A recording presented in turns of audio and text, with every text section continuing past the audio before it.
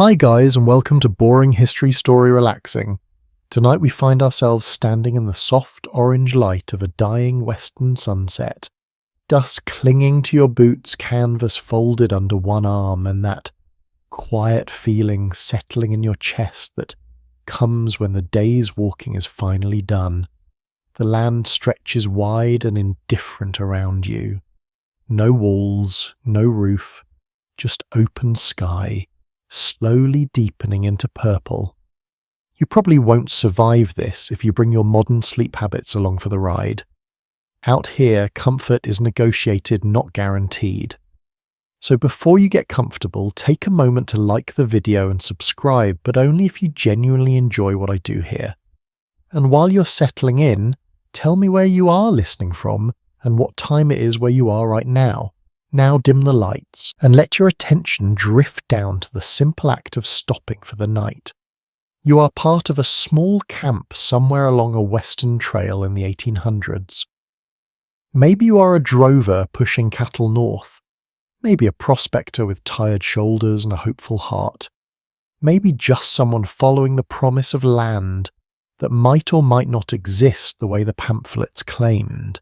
What matters is that night is coming whether you are ready or not. You choose a spot with care, though care is a relative term out here. You look for ground that seems slightly raised, not too close to the water, but not so far that tomorrow morning becomes a long, thirsty walk. This is not superstition. A mainstream historical fact often mentioned in frontier diaries is that sleeping too close to rivers invited dampness, insects, and sudden flooding. People learn this the hard way, usually once. The canvas tent feels heavier now than it did earlier in the day. It always does. Fatigue makes every object more honest about its weight. You kneel driving wooden stakes into soil that resists at first and then gives up with a dull thud. Each sound feels loud in the open air. There are no walls to soften it, just the land listening back. As the tent rises, it does not resemble anything permanent. Canvas ripples in the breeze, snapping softly like a restless animal. This is not a house. It is a suggestion of shelter, a promise that might hold if the night is kind. Historians still argue whether most frontier travellers truly slept well at all, or whether exhaustion simply pushed them into brief unconsciousness that passed for rest. Inside the tent, the light changes immediately. Outside, the sky still glows. Inside, the world shrinks. Shadows pool in corners that barely exist. The smell of canvas surrounds you. It is sharp and earthy, with hints of old smoke rainwater and the faint tang of whatever animal fat once waterproofed it. This scent will become familiar very quickly. It will follow you into dreams. You spread what you have on the ground, maybe a blanket, maybe a buffalo robe if you are lucky or wealthy or both. Many people were not. A quirky tidbit from period letters mentions that some travellers slept directly on the earth, insisting the ground moulded itself to the body after enough nights. Whether that was optimism or resignation is still up for debate. As darkness settles, sound changes. During the day, noise feels scattered. Hoofbeats, voices, wind. At night, everything gathers. Crickets begin their steady rhythm. Somewhere farther off, a coyote calls its voice long and hollow. The sound slips under the canvas and settles beside you. Your mind notes it, labels it, files it away as probably safe. Probably. You lie down fully clothed. There is no concept of pajamas here. Clothing is insulation bedding and emergency supply all at once. Boots stay close enough to grab without thinking. A hat might be folded under your head, doing its best impression of a pillow. It does not succeed, but you thank it anyway. The ground is colder than you expect. Heat leaves your body quietly soaking into the soil beneath you. This is when you learn to curl slightly, not out of fear, but efficiency. A small shape holds warmth better. People did not talk about thermal regulation back then, but they understood it with their bones. Outside, the campfire dims. Embers glow like tired eyes. Someone pokes at it half-heartedly, sending a brief spray of sparks upward. The light dances across tent walls, then fades. Darkness arrives fully now. Not city darkness, real darkness, the kind that feels like a presence. Your thoughts slow, not because the world is peaceful, but because there is nothing to be done about it. Tomorrow will come when it wants to. The trail will still be there. The work will still wait. For now you listen to your own breathing steady and soft against fabric. Historians still debate how fear shaped frontier sleep. Some argue constant danger sharpened awareness even at rest. Others suggest that routine dulled fear into background noise. Lying here, you feel both possibilities at once. A breeze slips under the tent edge, brushing your ankle. It is cool, not unfriendly, but noticeable. You shift slightly, tucking fabric closer to the ground. Small adjustments feel important. They are. Comfort here is built inch by inch. Time stretches. Without clocks, night loses its measurements. You do not know how long you lie awake. Maybe minutes, maybe an hour. Eventually exhaustion presses down like a gentle hand between your shoulders. As sleep approaches, your last thought is not about danger or discomfort. It is about how strange it feels that this thin layer of canvas now separates you from the entire world. Sky, wind, animals, other people, all just beyond arm's reach. And somehow improbably it is enough. Morning never truly announces itself out here. It seeps in quietly long before your eyes open. The cold arrives first, nudging at your fingers and nose, reminding you that the fire gave up sometime during the night. You shift slightly and feel the canvas above you sag just enough to brush your knuckles. This tent is not tall. You cannot stand upright inside it. You were never meant to. As you wake more fully, your attention drifts to the fabric itself. Canvas is thick and coarse, nothing like the smooth synthetic tents you might imagine today. It scratches lightly when you move against it. That roughness is intentional. A mainstream historical fact often mentioned in supply records is that canvas was chosen because it balanced durability, breathability and relative resistance to sparks from open fires. Linen and cotton blends dominated, treated with oils or waxes to repel water, though never perfectly. You sit up slowly, careful not to knock your head. Many people learnt that lesson once and carried it forward. The tent walls breathe with you, moving gently as air shifts outside. Light filters through in muted tones. Everything looks softened, as if the world has been wrapped in a thin veil. You run a hand along one of the wooden poles. It is smooth from use, darkened by sweat and weather.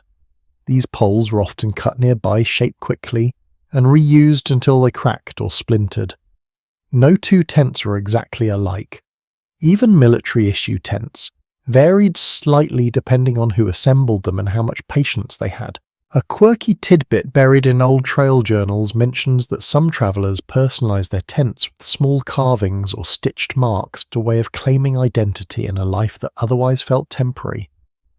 Others believed modifying a tent invited bad luck.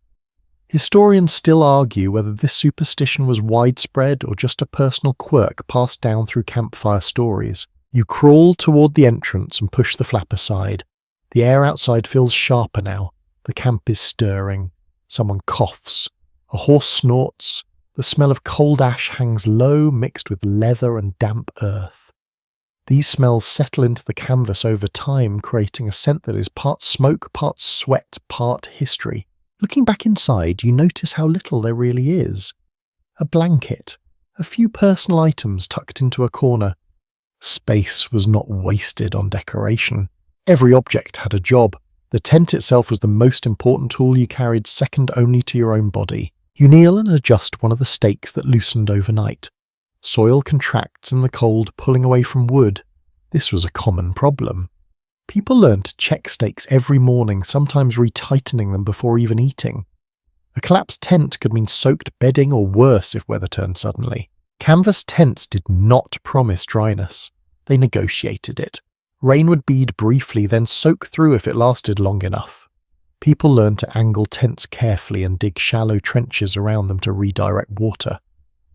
This practice shows up repeatedly in frontier manuals, a quiet acknowledgement that shelter required cooperation with the land. You brush dirt from your trousers and step back, taking in the shape of your temporary home. It looks fragile, but it has already done its job once. That counts for something. Trust builds quickly out here sometimes without much evidence. As the sun climbs higher, the tent warms fast. Canvas traps heat surprisingly well once the air inside is still. By midday it will be stifling. This is the strange bargain of canvas living. Cold nights, hot days, very little in between. Some travellers preferred to leave tent flaps open even at night, trading warmth for air. Others sealed themselves in tightly choosing heat over breathability. Historians still debate which approach led to better sleep, as diaries offer passionate arguments on both sides. You reach inside and gather your things, rolling blankets carefully. The way you pack matters. A poorly folded blanket becomes a burden later. Muscle memory develops quickly. Hands learn the shape of survival through repetition. Before moving on, you take one last look at the tent interior. Last night's shadows are gone now, replaced by soft morning light. The space feels smaller in daylight, less mysterious. Fear shrinks when you can see its edges. Somewhere nearby, someone is already breaking camp canvas, snapping sharply as it is folded. The sound carries easily, and you feel it in your chest. This is the sound of movement of lives, not meant to linger. As you step away, you realize how quickly the tent disappears. Poles collapse, fabric folds, stakes lift free. In minutes, there is almost no sign you slept here at all. This was intentional. Frontier camps were meant to leave little trace, partly out of necessity, partly out of respect for a land that did not belong to anyone who stayed only a night. A final quirky note from one traveller describes tents as forgetful objects holding memories only until the next rain. Whether that is poetic exaggeration or simple observation is still up for interpretation. You shoulder your pack and feel the familiar weight settle in. The tent is no longer a shelter. It is a promise you carry forward. Tonight it will rise again somewhere else, and you will crawl beneath it once more, trusting canvas and stakes to hold back the dark. By the time the sun dips again, you're already thinking about the ground. Not the view, not the sky. The ground. Experience teaches this quickly. The land decides how well you sleep long before your eyes close. You slow your pace as evening approaches, scanning for a place that feels right in ways that are hard to explain but easy to feel. Too rocky and every bone will complain. Too soft and dampness will creep upward all night. You want something in between, firm enough to hold shape, dry enough to trust, slightly sloped if possible so cold air drifts away rather than settling around you. This is not guesswork. A mainstream historical fact found in many trail guides is that experienced travelers prioritize ground selection above almost everything else. Food could be stretched, sleep could not. Poor ground meant poor rest, and poor rest meant mistakes the next day. You kneel and press your palm into the soil. It is cool but not wet. That will do. Grass grows thin here, brittle from sun and trampling hooves. If you are lucky, you gather a small armful and scatter it beneath where you plan to lie. This thin layer matters more than it seems. It traps air. It creates a buffer between you and the earth's steady pull of heat. Some people carried straw when they could spare the space. Others used pine boughs, especially in forested regions. A quirky tidbit from one wagon train journal mentions that pine needles were prized not just for softness, but because their scent helped mask the smell of unwashed bodies and damp canvas. Whether this truly improved sleep or just morale is still debated. You spread your blanket carefully, corners aligned, edges tucked. The ground does not forgive sloppy work. Every fold becomes a ridge, every wrinkle presses into your back eventually. You smooth it out with deliberate strokes, almost ritualistic now. There is no bed frame, no mattress, just layers. Blanket on grass, coat on blanket, hat near your head, boots within reach. Each item has a place. Each placement is learned through nights of discomfort and small adjustments. You lower yourself down slowly. The first contact is always a small shock. The earth feels colder than it did through your hand. It presses back. It does not give much. You exhale and let your body settle. This takes time. The ground molds only slightly, but enough to notice if you stay still. Outside the tent, the camp shifts and murmurs. Someone laughs quietly. Someone else sighs. These sounds drift through canvas and fade. Inside, the world narrows to sensation. The scratch of fabric against skin. The faint pulse in your ears. The way your breath fogs the air briefly before disappearing. Historians still argue whether people of the frontier slept more deeply or more lightly than we do today. Some suggest constant physical labour led to heavier sleep. Others believe the open environment kept minds alert even at rest. Lying here, you suspect the truth depends on the night. You turn onto your side knees drawn slightly upward. This position is not chosen for comfort alone. It conserves warmth. It protects the organs. Many people slept this way without ever naming the reason. Bodies learn what works long before language catches up. A small stone presses into your hip. You shift reach beneath the blanket and flick it away. These interruptions happen often. Sleep here is negotiated in stages. You fix one discomfort only to discover another. Eventually, there are fewer of them. The smell of earth grows stronger as night deepens. It is not unpleasant. It is grounding, literal, and emotional. You are reminded that this land existed long before tents and trails and will remain long after. A fringe belief shared among some travellers held that sleeping directly on the ground strengthened the body over time, hardening it against illness. Modern scholars debate this idea, pointing out the risks of exposure, but many people swore by it, citing fewer aches and quicker mornings. Your shoulders relax. The muscles along your spine begin to release their grip. Fatigue seeps in slowly like water finding its way through cracks. You listen to the wind brush against the tent wall. It sounds closer now, more intimate. The ground beneath you no longer feels foreign. It feels accepted, not welcoming exactly, but willing to share space. This quiet agreement is what passes for comfort here. As your breathing evens out, your awareness drifts. The earth holds your weight. The blanket holds what warmth you have made.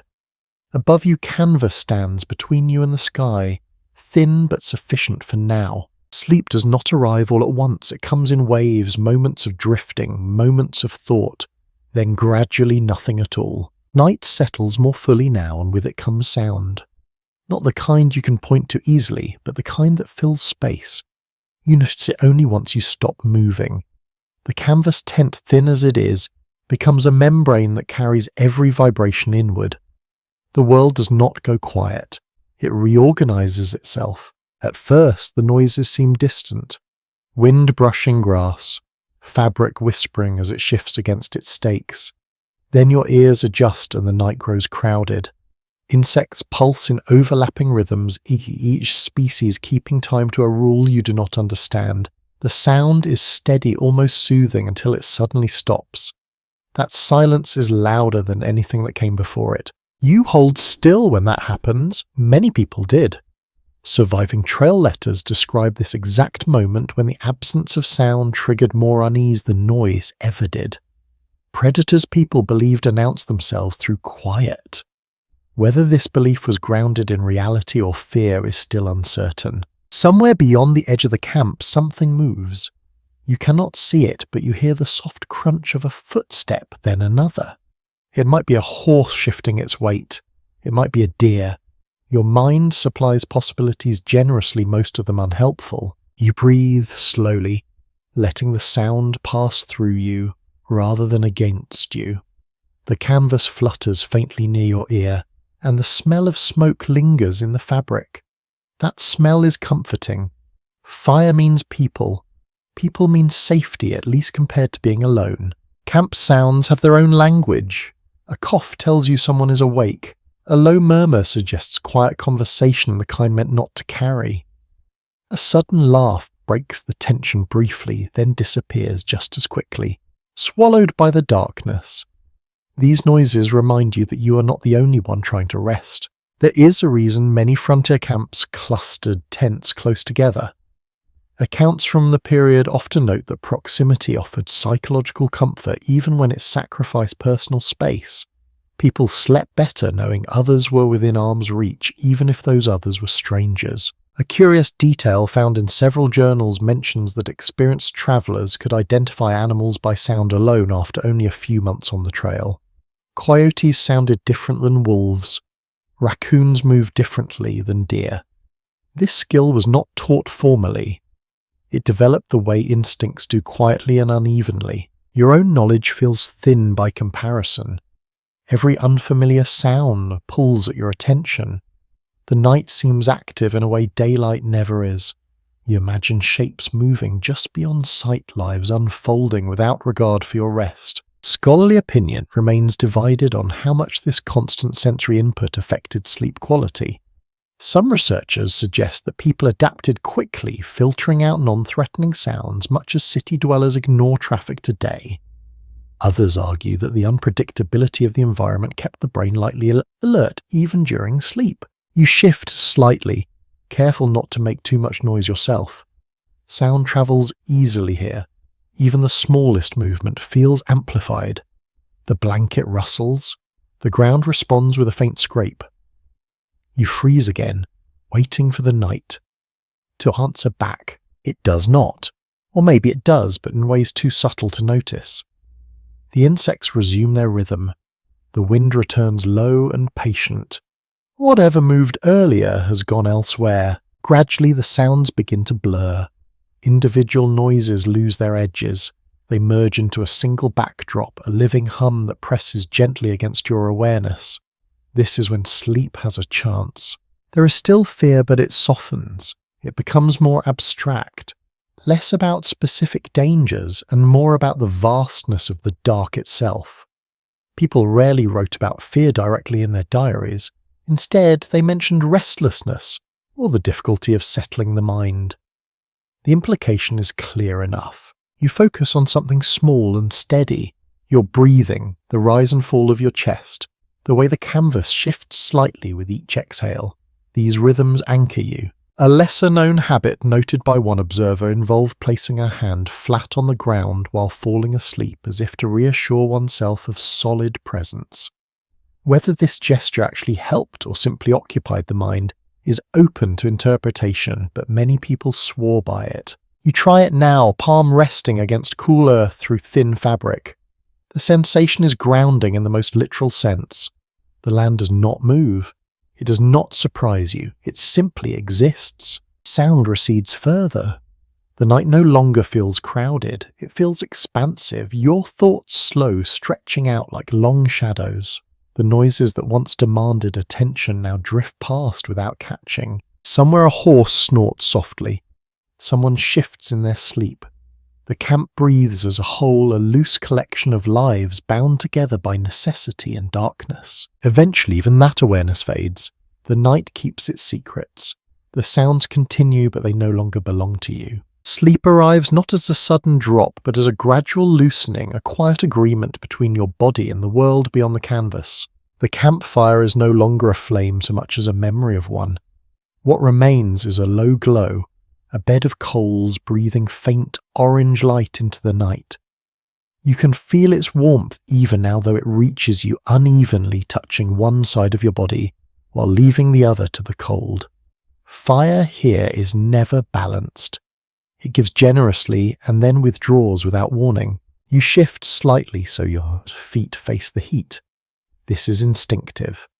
Period camp manuals quietly note that travellers learn to rotate themselves through the night, warming different parts of the body in turn. No one called it a technique. It was simply what worked. The fire throws shadows that stretch and collapse across the ground. Tent walls flicker, with movement shapes forming and dissolving too quickly to name. In daylight, these tents look humble, almost pitiful. At night, lit from below, they feel theatrical, as if the land itself is telling stories in silhouette. You watch the embers pulse. Each glow fades, then returns slower each time. Sparks rise occasionally tiny and bright, then vanish into the dark before they can become anything more. Canvas tents were always positioned carefully for this reason. Camp records repeatedly warn about sparks catching fabric, a real and constant danger that kept fires at respectful distance. An odd detail found in several frontier accounts describes people talking to the fire as it died down, murmuring requests for warmth to last just a little longer. Whether this was superstition habit or simply loneliness is unclear, but it appears often enough to feel intentional. As the heat thins, the cold creeps back in. It does not rush, it waits. You feel it first along your spine, then at the tips of your fingers. You pull your coat tighter, tucking fabric beneath your chin. Clothing here does double duty. It insulates by day and becomes bedding by night. The smell of the fire changes as it fades. Smoke sharpens, losing the sweetness of burning wood and becoming more acrid. This scent clings to everything. Hair, canvas, blankets, people carried it with them from camp to camp, an unintentional marker of life on the move. Researchers studying frontier living conditions often point out that fire served as much more than heat. It was light protection and reassurance. Darkness felt different when something burned against it, even weakly. Without fire, the night seemed closer, more attentive. You glance beyond the circle of light. The dark there feels thick, not empty. It presses in gently, as if waiting for the fire to finally give up. You understand now why camps rarely let flames die completely. Someone always stayed half awake, feeding coals just enough to keep them alive. A small sound snaps you back. A log shifts inward as it burns, settling with a quiet crack. Your muscles tense, then relax. These false alarms happen often. Bodies learn the difference eventually, though the process is not quick. There is a long-standing discussion among historians about whether people on the frontier slept in shifts more often than we assume. Some evidence suggests rotating watch was common even when danger was low, if only to tend the fire and animals. Other scholars argue exhaustion made such systems inconsistent at best. You listen for voices, none rise. The camp is resting or pretending to. The fire belongs to no one now. It burns for whoever needs it most. The warmth reaches your face again, faint but steady. Your eyelids grow heavy. Firelight has that effect. It narrows. Focus softens, edges slows thought. There is a reason humans have gathered around flames for as long as memory reaches. A lesser-known note from a trail doctor mentions that people often slept more deeply when the fire was low rather than blazing. Too much light kept the mind alert. Too much heat caused restlessness. The perfect fire was quiet, almost shy. You close your eyes briefly, then open them again. The embers seem dimmer now. Shadows stretch longer. The cold feels closer. You consider getting up to add wood, then decide against it. Movement costs warmth. Sometimes the best choice is stillness. You roll onto your side, angling your body so one shoulder catches the last of the heat. Your breath slows. The fire responds in kind, glowing once more as if acknowledging the exchange. Outside the reach of light, the land continues whatever it was doing before you arrived. Inside the circle, time feels suspended. The fire does not hurry, it simply becomes less. As the embers finally sink lower, their glow softens from orange to red. The warmth fades almost completely. What remains is memory and smell and the faint comfort of knowing it was there at all. You pull your blanket higher and let the darkness close in. The fire has done its work. The rest is up to you. By the time the fire gives up entirely, your clothing has quietly transformed into bedding. Nothing here is single-purpose empty. Every layer you wear carries you through the day, and then asks to keep working through the night. You loosen your belt slightly, not out of comfort but necessity. Tight clothing restricts circulation and cold finds those places first. You tug your coat around your shoulders, pulling the hem down over your thighs. The fabric is stiff with dried sweat and dust softened only where it has been handled the most. This coat has learned the shape of you. It settles into place like it knows where it belongs. People on the trail did not pack extra sleepwear. Space was precious and weight mattered.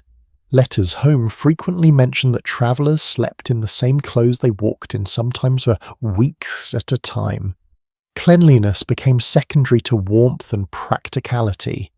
This was not neglect, it was adaptation. You tuck your hands into your sleeves, curling your fingers against your chest. Gloves might be nearby, but removing them earlier made tasks easier. and now the idea of reaching for them feels like too much effort. The warmth you have must be managed carefully. A small but telling note from one overland diarist describes people sleeping with their hats pulled low over their eyes, not for darkness but insulation. Heat escapes through the head quickly, and hats were often the warmest item a person owned. You follow suit brim, resting just above your nose breath, warming the space beneath. The ground presses back as always, but your clothing adds a thin buffer. Wool trousers itch faintly against your skin. You notice it for a moment, then stop noticing it at all. The body has a remarkable ability to prioritize discomforts when survival is involved. There is ongoing disagreement among historians about whether frontier clothing was truly effective insulation or merely better than nothing. Wool retained heat even when damp. Cotton did not. Buckskin softened over time but offered limited protection from moisture. What mattered most was layering and keeping still. You shift once more, pulling a spare shirt beneath your head to act as a pillow. It does not lift much, but it softens the angle of your neck. Small mercies count. People became inventive out of necessity. Shirts became padding, saddles became chairs. Everything earned multiple meanings. The smell of your own clothing surrounds you now. Sweat, smoke, leather, it is intimate and unavoidable. Some found this comforting, a reminder of effort spent and distance travelled. Others found it oppressive. Accounts from the period rarely complain directly, but the silence around hygiene speaks volumes. A curious habit recorded by one traveller involved sleeping with boots on during colder nights to prevent them from freezing stiff by morning. Whether this improved comfort or simply delayed misery is unclear, but many people tried it at least once. You consider your own boots close enough to touch and decide against it. Some lessons do not need repeating. As the cold deepens, your body adjusts. Muscles relax slightly, conserving energy. Shivering threatens briefly, then recedes as you tuck your legs closer and press your arms inward. This posture becomes second nature. The shape of sleep changes here, becoming compact and efficient. Researchers studying sleep deprivation note that physical exhaustion can override environmental discomfort, allowing rest in conditions that would otherwise be intolerable. Lying here, you understand that truth instinctively. Your body has worked hard. It asks only for stillness in return. Outside, the night continues its quiet labour. Wind slides across the tent wall, brushing fabric against your shoulder. The sound is soft, almost reassuring. Canvas shifts, flexes, holds. It does not promise luxury. It promises presence. You breathe slowly, counting nothing. Listening to the steady rhythm you create. Each exhale warms the space beneath your hat. Each inhale draws in air that feels sharper, now cleaner somehow. The cold sharpens senses even as sleep dulls them. A lesser-known observation from a frontier physician notes that people often slept better when slightly cool, rather than fully warm, as long as the body was protected from drafts.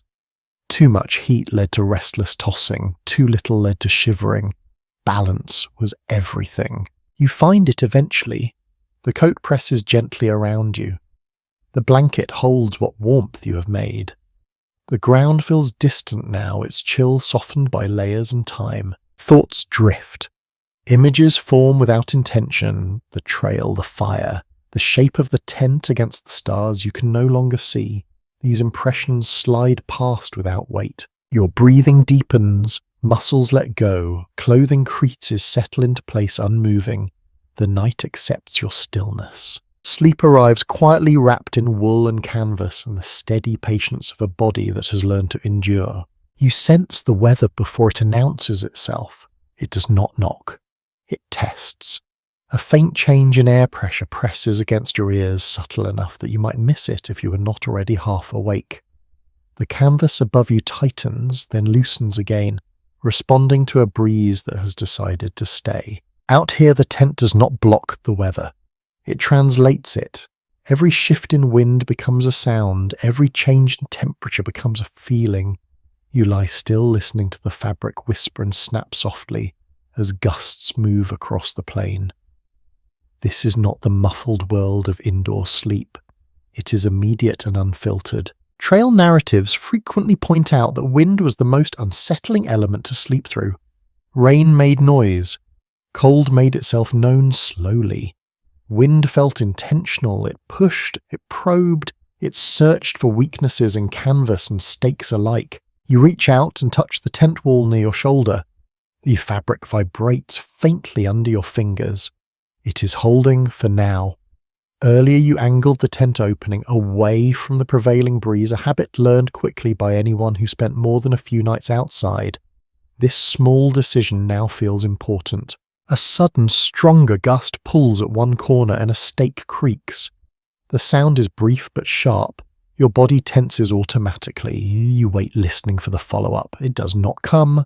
The stake holds, so do you. One overlooked detail in camp instructions from the era suggests placing heavy objects like packs or saddlebags along the windward edge of the tent to weigh it down.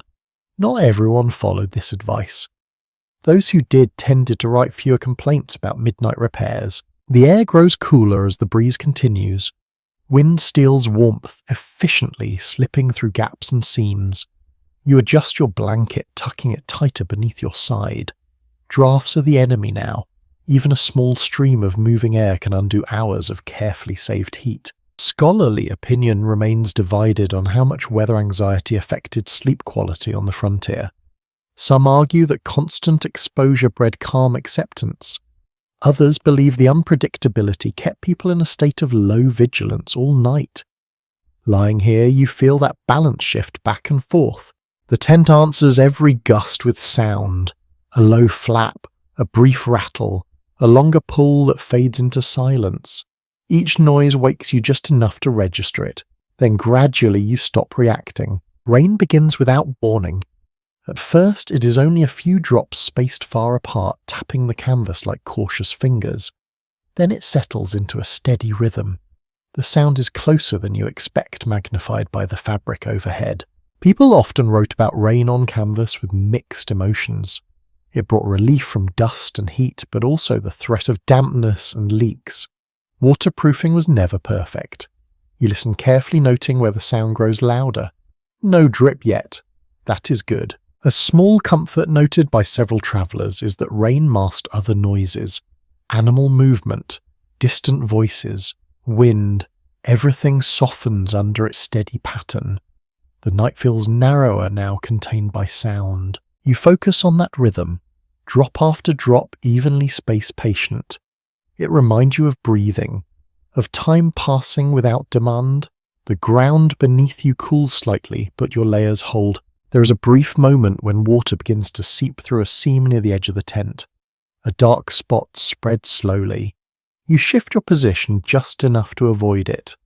This happens often enough that it barely registers as frustration. It is simply another adjustment. Researchers examining frontier living conditions note that people developed remarkable tolerance for minor discomforts. Energy was conserved for problems that truly mattered. A damp elbow did not qualify. The rain continues, the wind eases. The tent relaxes again, fabric loosening as tension releases. The air smells cleaner now, carrying the faint metallic scent of wet earth. You breathe it in and feel your shoulders drop. Weather has made its statement. For tonight it seems content to let you be. As the rain softens, becoming more sporadic, the sounds begin to spread out again. Insects resume their work. The night stretches wider. You shift once more, finding a pocket of warmth that feels stable. The canvas above you is darker now, heavy with moisture, but still doing its job. Sleep returns in fragments at first, then more fully. The weather fades into background awareness, no longer a threat but a companion. The tent holds, the ground supports, the night moves on. The cold does not arrive suddenly. It seeps in the way water finds cracks, patient and thorough. You notice it first in places that were warmest earlier, as if the night is reclaiming borrowed heat. Your knees, your lower back, the space behind your neck where the hat no longer seals perfectly. You draw a slow breath and feel the air settle deeper in your chest. It is sharper now, thinner somehow, the kind of cold that feels clean but demanding. The tent holds some warmth, but not enough to forget where you are. Canvas slows the cold, it doesn't stop it. Travel accounts from the Western trails consistently mention how temperature dropped fastest just before dawn. This was the hour people feared most, when fires were dead and the body had already given up much of its stored heat. You sense that hour approaching now, even without knowing the time. You pull your blanket tighter, folding the edge beneath your shoulder to block a faint draft. Cold air seems to move with intention, finding ankles and wrists first. You curl slightly, becoming smaller, more compact.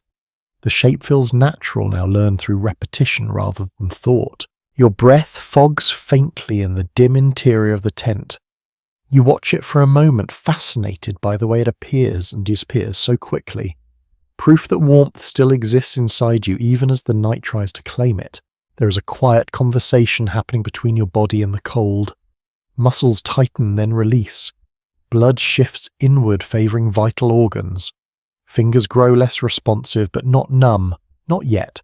This balance is delicate, maintained without conscious effort. An unusual note from one emigrant journal describes people placing warm stones near their feet at night, heated earlier, by the fire and wrapped in cloth. Whether this was common practice or a rare luxury is unclear, but those who mentioned it spoke of it with gratitude that bordered on reverence. You do not have stones tonight. What you have is awareness. You notice when your toes begin to chill and press them together. You tuck one foot behind the other, sharing warmth. Small adjustments like this happen almost automatically now. There has long been disagreement among researchers about how well frontier sleepers adapted to repeated cold exposure. Some evidence suggests tolerance increased over time. Others argue that cumulative fatigue made people more vulnerable as journeys dragged on. Lying here, you suspect both are true depending on the person and the night. The cold sharpens sound again. You hear the faint creak of leather nearby, a saddle shifting as it contracts. Somewhere a horse stamps once then stills. These noises feel closer in the cold, carried more efficiently through dense air. You pull your hat lower, covering your ears fully now. The brim brushes your eyelashes. This reduces the world for thee, narrowing it to breath and fabric and the steady presence of the ground beneath you. The earth feels colder too, as if it has been waiting patiently all night to reclaim what little warmth you offered it.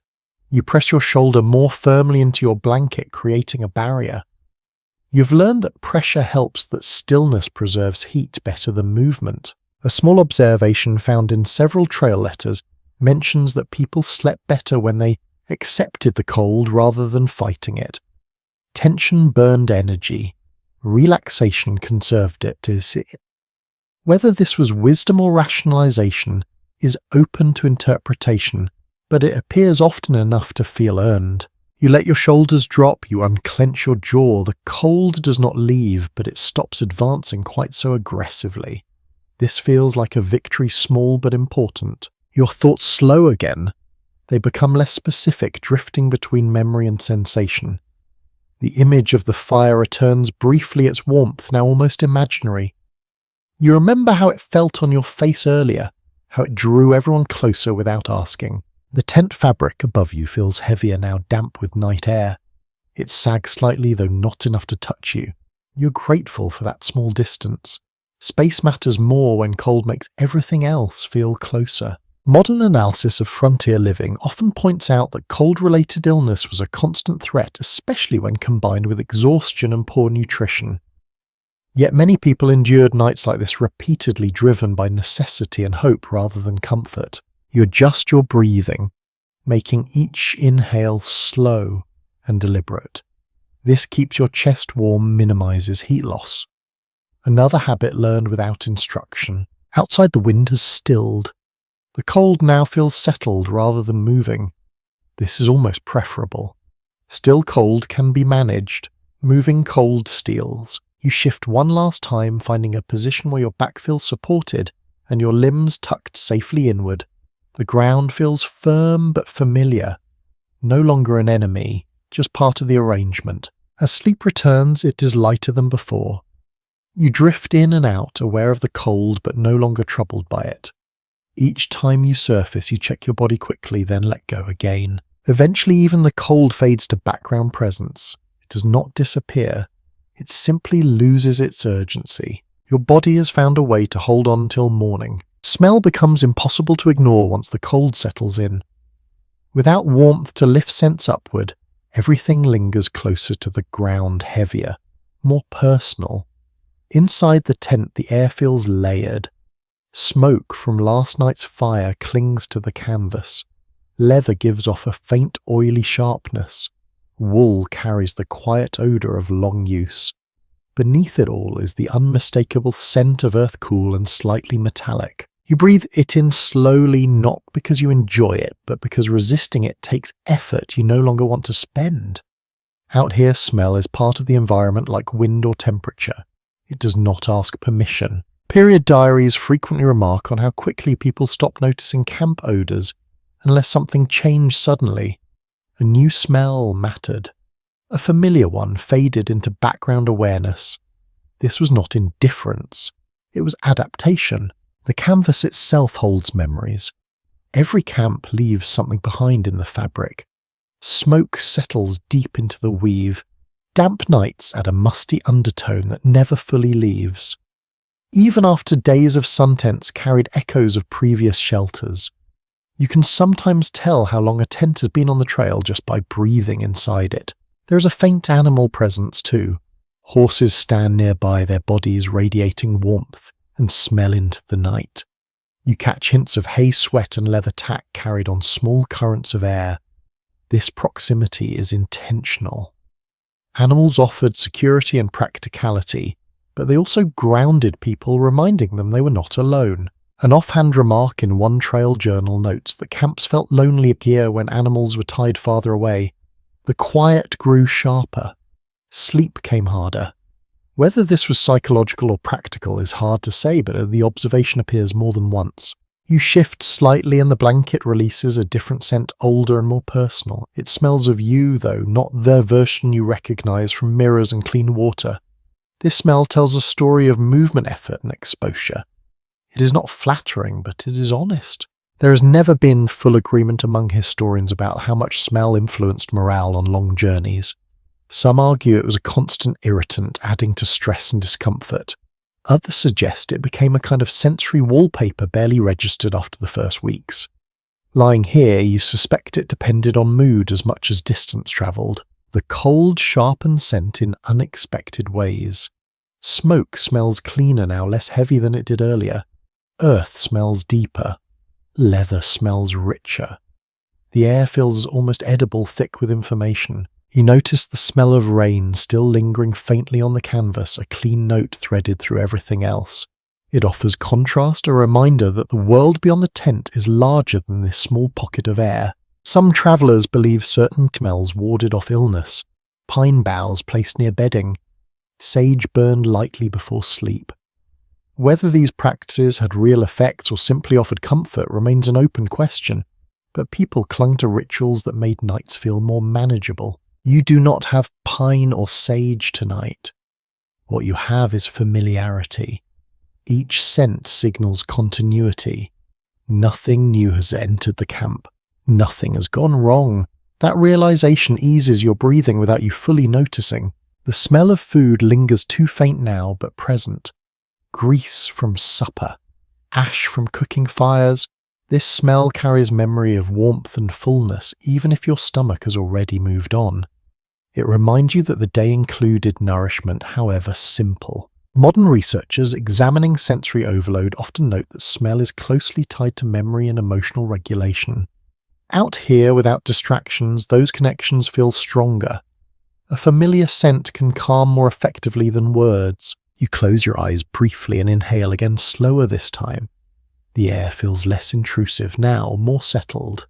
The tent has stopped smelling like a place you entered and started smelling like a place you occupy. Outside, a horse shifts, releasing a stronger wave of animal scent that drifts past and then fades.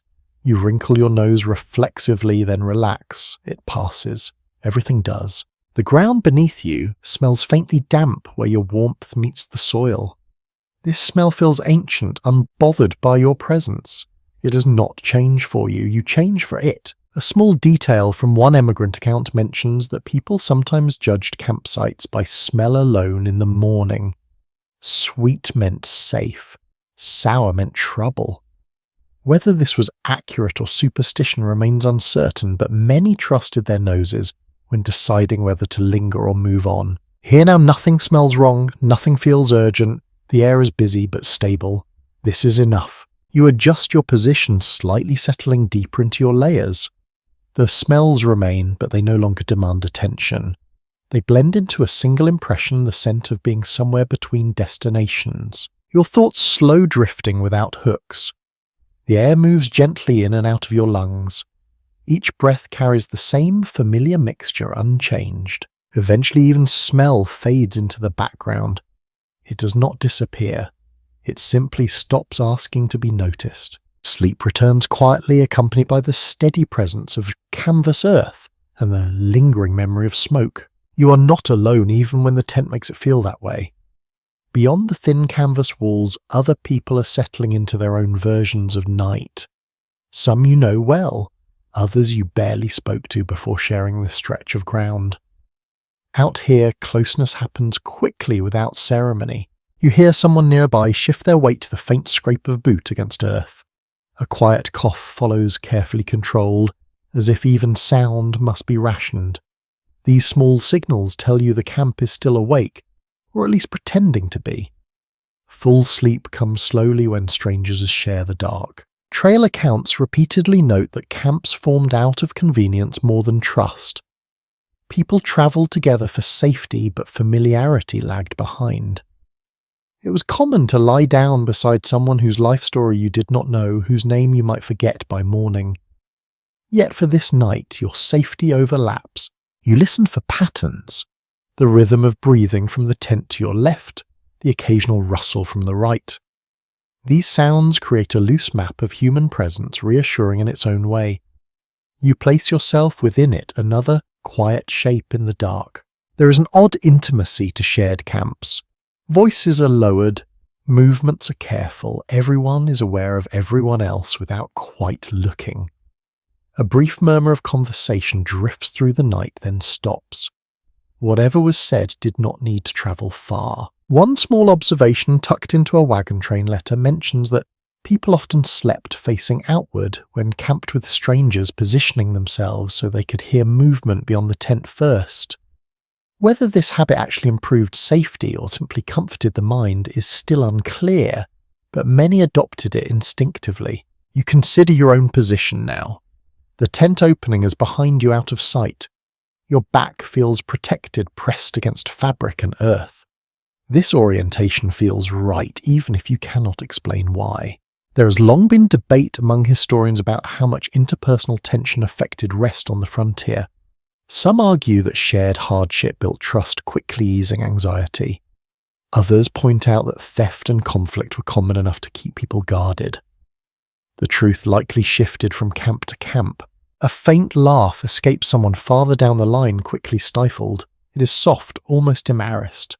Humour survives even here, though it rarely lasts long. Laughter feels louder at night, more exposed. You adjust your blanket again, mindful of noise. Even the smallest movement feels public. This awareness shapes how you moved, slowing you, making you more deliberate. It is another kind of discipline learned without instruction.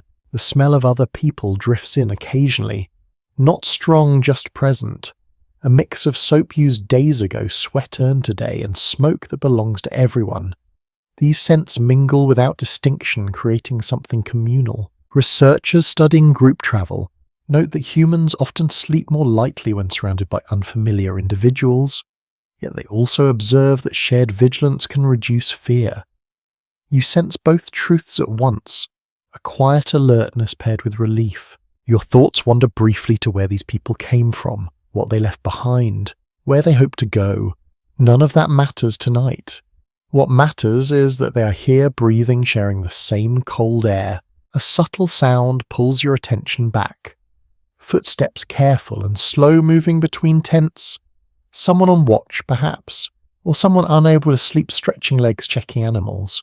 The steps pass without incident and fade. You relax again, letting your weight settle more fully into the ground. The presence of others feels less intrusive now, more like a boundary, something to push against the dark. Eventually the camp quiets further. Breathing deepens, movement slow, the loose network of awareness softens. You are still surrounded by strangers, but the night has woven you together temporarily. This shared stillness feels almost like trust, even if it's built on nothing more than necessity. As sleep returns, the sounds of others blur into the background. Individual breaths merge into a low human hush. For now, that is enough company. You notice the difference as soon as morning routines begin to shift around you. The camp moves differently where women and families have settled. The sounds are softer but more constant. A child murmurs in their sleep. Fabric rustles as someone adjusts a blanket for another body, smaller and slower to warm. The tent you sleep near tonight belongs to a family travelling west together. You caught glimpses of them earlier, a woman kneeling to smooth the ground before laying out bedding. Hands practiced and patient. The presence of children changes how space is used. Everything becomes more deliberate, less wasted motion, more quiet attention. Personal letters from women who cross the plains often describe how evenings were the busiest time of day. Once the walking stopped, there was still food to prepare, clothes to mend, children to settle. Rest came last. These accounts make it clear that sleep was something earned only after everyone else was secure. You hear the low hush of a woman's voice through the canvas, not speaking to anyone in particular. Just sounds steady and reassuring. A lullaby, perhaps. Or simply a familiar tone meant to signal safety. The words do not carry, but the rhythm does. Inside those tents, sleeping arrangements are tighter. Bodies arranged carefully for warmth.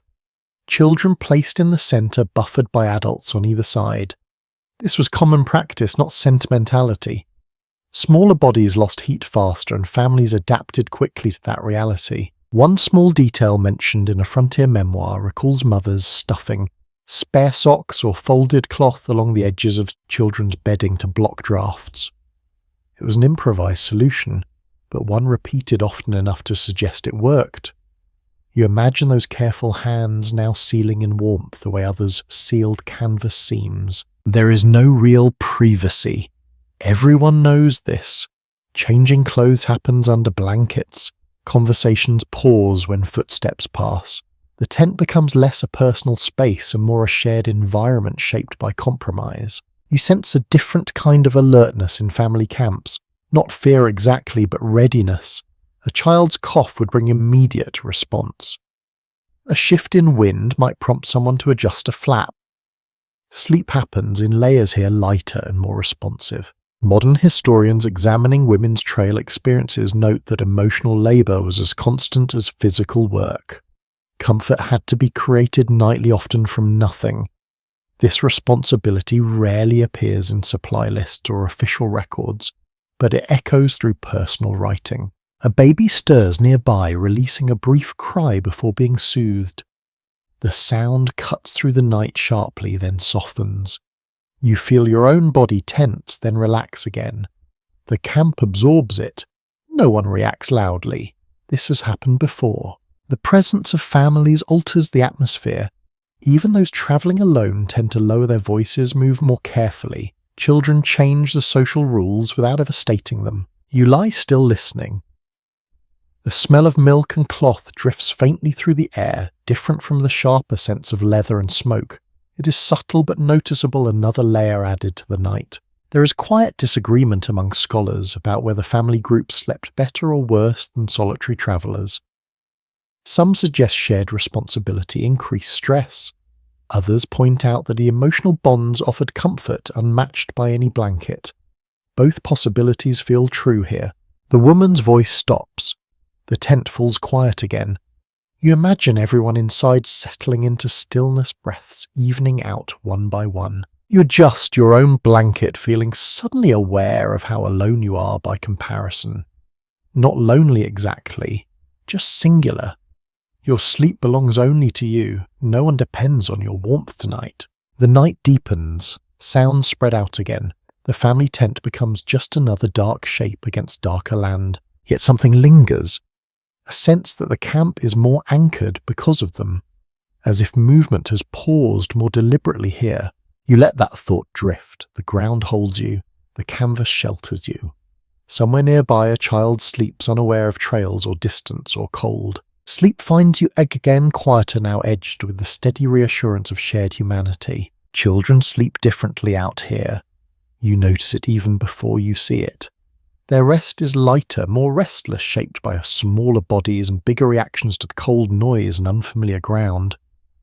A child shifts more often, breath hitching and settling in uneven rhythms that never quite smooth out the way an adult's does. You hear it through the canvas, a soft whimper followed by a hush.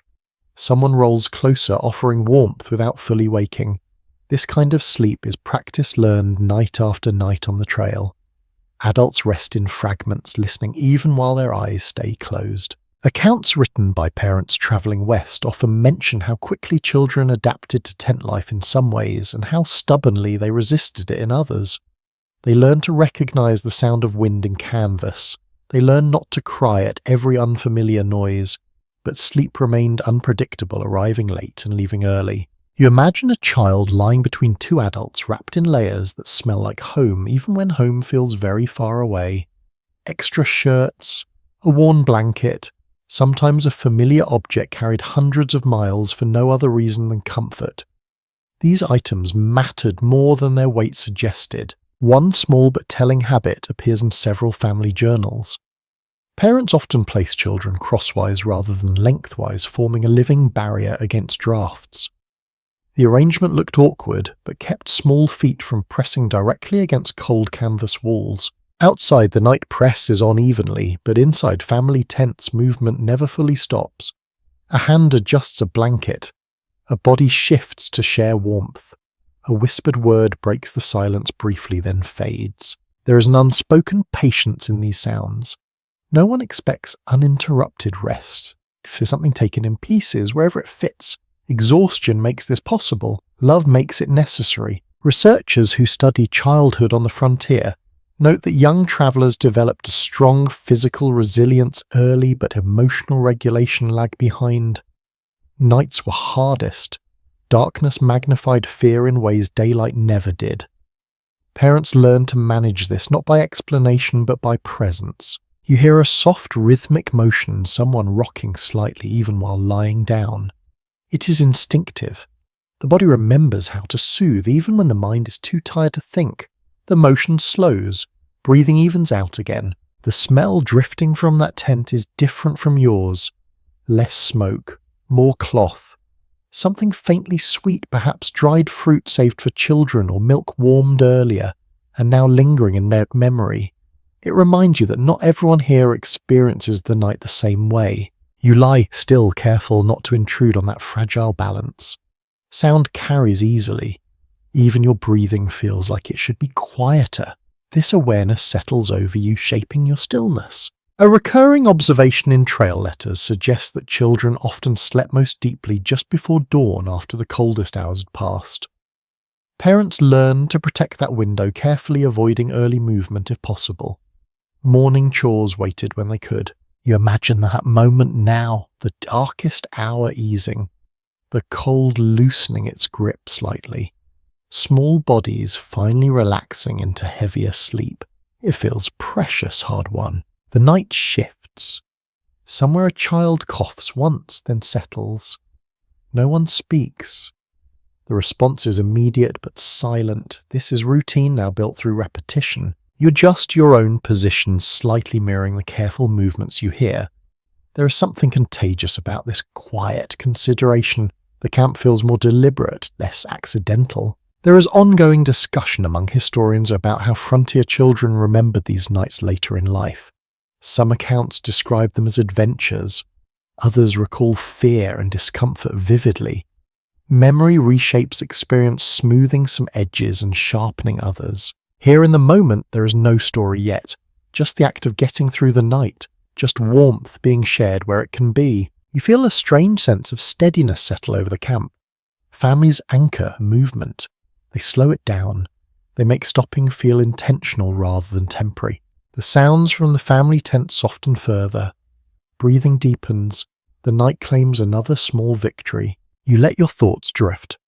The ground beneath you feels steady. The canvas above you holds. Somewhere nearby, a child dreams without knowing it. Sleep comes back to you, gently informed by these quiet rhythms shaped by the knowledge that rest here is collective, fragile, and shared even across thin walls of cloth. Food lingers with you long after the fire is gone. Not the taste exactly, but the feeling of its settling of warmth briefly generated from within. Supper out here is rarely elaborate. It is chosen for weight, shelf life, and ease rather than pleasure. Still, it matters more than it should. You feel it now as you lie still, the slow, quiet work of digestion adding a thin layer of heat beneath your ribs. This is one reason people try to eat something before sleep whenever possible. Trail journals regularly mention how an empty stomach made cold nights feel sharper, more personal. Tonight's meal was simple. Maybe beans softened over the fire. Salt pork shaved thin and shared carefully. Hard bread warmed just enough to take the edge off. These foods were not exciting, but they were dependable. Dependability was valued above all else. You remember the way everyone gathered close while eating, bowls balanced on knees, hands cupped around tin mugs. Conversations slowed. Voices dropped. There is something about eating by firelight that pulls attention inward. It makes people quieter, more reflective. A passing note in one emigrant letter recalls how people judged camps by how supper felt rather than what it was. A warm meal eaten without hurry meant safety for the night. A rushed one meant unsettled sleep. Whether this was coincidence or pattern remains uncertain, but the belief shaped behavior. As you settle now, you feel that faint heaviness behind your eyes that comes when food and fatigue meet. It is not discomfort. It is grounding.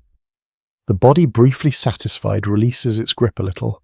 You draw your blanket closer and notice how your breathing slows naturally. Food does this.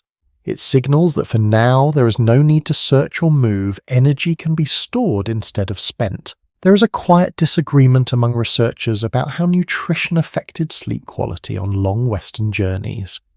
Some evidence suggests that calorie-dense foods improve rest even when portions were small. Other studies point out that irregular meals disrupted sleep patterns regardless of content. The reality likely depended on consistency more than quantity. Nearby someone coughs softly. The sound followed by a faint clink of metal as a pot is shifted aside. Even after eating, camp tasks linger. Dishes are scraped clean. Food scraps are buried or carried away to avoid attracting animals. Sleep waits until these rituals are complete. You recall the smell of supper now, how it mixed with smoke and night air. It was comforting in a way that surprised you. Food tasted different out here, sharper, more immediate. Hunger had stripped away distraction. One small but memorable detail from a trail account describes people saving the last swallow of hot liquid specifically for bedtime, drinking it slowly just before lying down to carry the warmth into sleep. Coffee, tea, even plain hot water. The effect was brief but cherished. You did not save any tonight. Still the memory of warmth lingers in your chest. It is enough. Your stomach settles further. Muscles along your back loosen. The edge of hunger retreats, not gone, but quiet. This quiet matters. It makes safe rest. Outside, the night feels calmer now. Perhaps it always was. Perhaps food simply changes perception. The cold remains, but it feels less demanding. Your body has something to work with. Modern observers often underestimate how closely daily routines like eating and sleeping were linked on the frontier. Without artificial light or strict schedules, these rhythms guided one another naturally. Supper marked the beginning of rest. Dawn marked its end. You turn slightly onto your side knees, drawn in the posture familiar now. Your breathing deepens without effort. Each inhale feels fuller, each exhale slower. The tent holds steady. The ground remains firm. Somewhere in the camp, someone else settles into the same quiet heaviness, guided by the same unbroken signal. As sleep approaches, your thoughts drift briefly back to the fire, to the shared bowls, to the simple satisfaction of being fed. These images soften the edges of the night. Your body, briefly and modestly nourished, does what it was meant to do. It rests. Animals never really leave the edge of camp. Even when you cannot see them, you feel their presence like a second layer of night. Horses stand nearby, their shapes barely outlined against darker land. They shift their weight, occasionally leather, creaking softly, breath releasing in warm clouds that vanish almost immediately. You listen for these sounds without realizing you are doing it. They anchor you. Horses mean routine, they mean morning will come with purpose. A sudden absence of their movement would feel wrong in a way that's hard to explain. Many travellers deliberately kept animals close at night, tying them within earshot rather than out of convenience. Familiar sounds helped people sleep, and animals often reacted faster to distant movement than humans did. This arrangement offered both comfort and early warning, even if no one ever stated it outright. Beyond the horses, the land moves on its own terms. Something rustles in the brush, small feet quick and light. You imagine a raccoon, maybe a fox. The sound is brief, curious rather than threatening. It circles once and moves on. You tense anyway. This reaction comes before thought. The body listens for patterns. One sound is nothing. Repeated sounds might be something else entirely. Tonight nothing repeats. A half-remembered camp story surfaces in your mind, one you heard earlier in the day. Someone mentioned waking to find a curious animal nosing at their supplies undeterred by canvas or rope.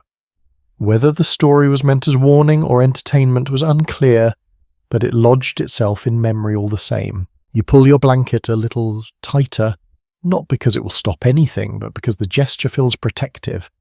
The tent wall is thin, you know this. Yet the act of pulling fabric closer reassures something older than logic. There is quiet disagreement among historians about how often wildlife actually posed danger to sleeping camps. Records show far more concern than confirmed incidents. Fear travelled faster than facts. Still, people adjusted their behaviour nightly, responding to possibilities as much as realities. A horse snorts suddenly louder than before. Your muscles tighten. Then the sound fades into a slow shuffle. Perhaps an insect bit too close, perhaps nothing at all. The horse settles again, hooves scraping softly against dirt. You exhale and let your shoulders drop. This cycle repeats throughout the night. Alert, assess, release. It becomes a rhythm of its own, stitched between longer stretches of rest. The smell of animals drifts through the tent stronger now that the air is still. It is earthy and warm, carrying the comfort of living bodies nearby. Some found this smell unpleasant. Others found it grounding. Out here, preference mattered less than familiarity. A small note from one trail observer mentions that people slept more easily when they could hear their animals chewing or shifting. Silence felt dangerous. Sound meant life continuing as expected. You focus on that now. The steady presence, the sense that nothing has changed dramatically since you last opened your eyes. The night remains itself. Somewhere farther out, a distant call rises then fades. A long, wavering sound that pulls your attention outward for a moment. It does not come closer. It does not repeat. The land speaks and then moves on. You shift slightly, careful not to brush the tent wall. The ground feels firm and familiar now, less like an intrusion. More like an agreement you have reached. Sleep edges back in slower this time, lighter. You drift with one ear still listening and one part of you aware without strain. Animals continue their quiet lives beyond the canvas. They do not mean you harm. They do not mean you comfort either. They simply exist alongside you for this stretch of night. Eventually even that awareness softens, sounds blur together again. The horses breathe, the brush settles. You remain still, wrapped in fabric and darkness, sharing the night without truly touching it. The night carries a different weight when you consider the possibility of other people moving through it. Not companions, not families, others. You do not dwell on it at first. The thought arrives quietly the way unease usually does, slipping in between breaths. You lie still and listen more carefully now, separating familiar sounds from unfamiliar ones. Wind has its own rhythm. Animals move in patterns you are beginning to recognize. Human footsteps are different. They pause, they hesitate, they change direction. Most nights nothing happens. That truth is reflected in countless travel accounts that pass over the subject entirely. Yet the silence around it makes the moments when something does happen feel larger than they are. People travelling west understood that danger from other humans was possible but unpredictable. Camps were rarely attacked outright. More often fear centred around theft. Supplies gone by morning, animals untied, tools missing. These losses could be devastating without ever involving violence. You remember how the camp arranged itself earlier. Tents placed closer than comfort would suggest. Fires shared, animals tied where many eyes could notice movement. These decisions were not accidental. They were learned responses shaped by experience rather than written rule. A small detail noted in several frontier recollections describes how people placed their most valuable items near their heads while sleeping. Rifles within reach, money tucked into clothing. Not because they expected trouble, but because readiness eased the mind enough to rest. You feel the shape of your own belongings near you now. The weight of them is familiar, reassuring. Even knowing they are there helps your muscles relax slightly. There has never been complete agreement among historians about how widespread nighttime crime truly was along western trails. Some argue that the threat was exaggerated by rumour and retelling. Others point to enough documented incidents to suggest vigilance was justified. Fear once planted rarely needed much evidence to grow. A sound breaks your focus. It is faint, a scrape, too soft to be anything dramatic. You hold your breath and listen. The sound does not repeat. Whatever caused it has moved on or was never there at all. You wait longer than feels necessary, letting your awareness stretch outward. Nothing answers back. Gradually, you allow yourself to breathe normally again. The darkness feels thicker in moments like this. It presses closer, making the tent feel smaller. You become acutely aware of how thin the canvas really is. How easily sound travels through it. How little separates you from whatever might pass by. A passing story you heard days ago surfaces now uninvited. Someone claimed to have woken to voices just beyond their tent only to find nothing by morning. Whether the story was true or meant to keep listeners alert is impossible to know. It did its job regardless. You remind yourself that most nights end quietly. Morning usually comes without incident. Camps rise, people move on, the night leaves no mark. Researchers studying risk perception often note that humans are more disturbed by uncertainty than by known danger. Lying here, you understand that fully. It is not the presence of threat that keeps you awake. It is the inability to measure it. You shift slightly, positioning yourself so you can hear the tent opening more clearly. This small adjustment makes a difference. It gives your attention a direction. That alone reduces the tension in your chest. The camp settles again. No voices, no movement beyond the familiar. Horses breathe. Wind brushes canvas. Everything returns to expected patterns. You allow your vigilance to soften, not disappear. Just rest alongside sleep rather than blocking it. This balance is learned over time, refined through nights that end uneventfully. Eventually your thoughts loosen their grip. The imagined dangers drift further away, losing their sharp edges.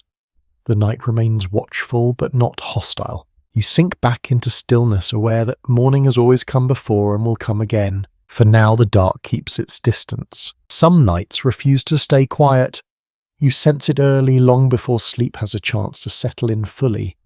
The air feels heavier, charged with the kind of tension that makes even familiar sounds feel uncertain. The wind shifts direction more than once, circling the camp instead of passing through it. You hear it first as a low murmur far off, not quite sound more like pressure. Then the canvas responds, tightening slightly as if bracing itself. This is the kind of night people remembered years later, not because anything dramatic happened, but because rest never quite arrived. Storms on the frontier had a reputation for appearing without warning. Letters and journals mentioned clear evenings that turned violent in a matter of minutes. Without forecasts or shelter beyond canvas and stakes, people learned to read the smallest signs. A sudden drop in temperature, a strange stillness among insects, the way animals shifted uneasily. The first strong gust hits the tent with a dull thump. The fabric bows inward, then snaps back. You sit up instinctively, heart thudding once before settling. This is not fear exactly, it is readiness. Rain follows quickly, heavier than before. Drops strike the canvas in rapid succession, overlapping, until individual sounds disappear into a single roar. The tent darkens as water spreads across the fabric. You track the seams with your eyes, already anticipating weak spots. A sudden crack of thunder rolls across the land, not sharp but deep, as if the ground itself is responding. It vibrates through your chest and fades slowly. Someone curses quietly somewhere nearby. Another tent flap snaps open and shuts again. People often assume storms were the most miserable nights to sleep through, but accounts from the period suggest something more complicated. Exhaustion and noise sometimes pushed people into a strange half-sleep, heavy and disjointed. Others stayed awake for hours, counting seconds between thunder and lightning, without realizing they were doing it. You brace one hand against the ground as another gust pulls hard at the tent. Stakes creak. The sound is unmistakable. You reach out and press your boot against the lower edge of the canvas, adding your weight where it matters. This small act feels important even if it changes little. An odd but repeated detail in trail narratives describes people humming quietly during storms, not to calm others, but to steady themselves. The sound grounded them, gave the body something predictable to focus on. Whether it truly helped or simply passed the time is impossible to say. Water begins to find its way inside, a slow drip near the entrance. You shift your bedding again, dragging it just far enough away to stay dry. These movements are practice, now efficient, stripped of frustration. Complaining wastes energy you might need later. Modern historians still circle around the question of whether storms caused more physical harm or mental strain. Injuries were rare, but sleep deprivation took its toll. A bad night often followed people into the next day, slowing movement and sharpening tempers. Lightning flashes briefly turning the tent into a glowing shape. For a split second, everything is visible. Ground, gear, the curve of canvas above you. Then darkness returns, thicker than before. The storm begins to move on as suddenly as it arrived. The rain thins. Thunder stretches farther apart. Wind loosens its grip. The tent relaxes fabric, sagging slightly with the weight of water. You exhale slowly, realizing how tense your body has been.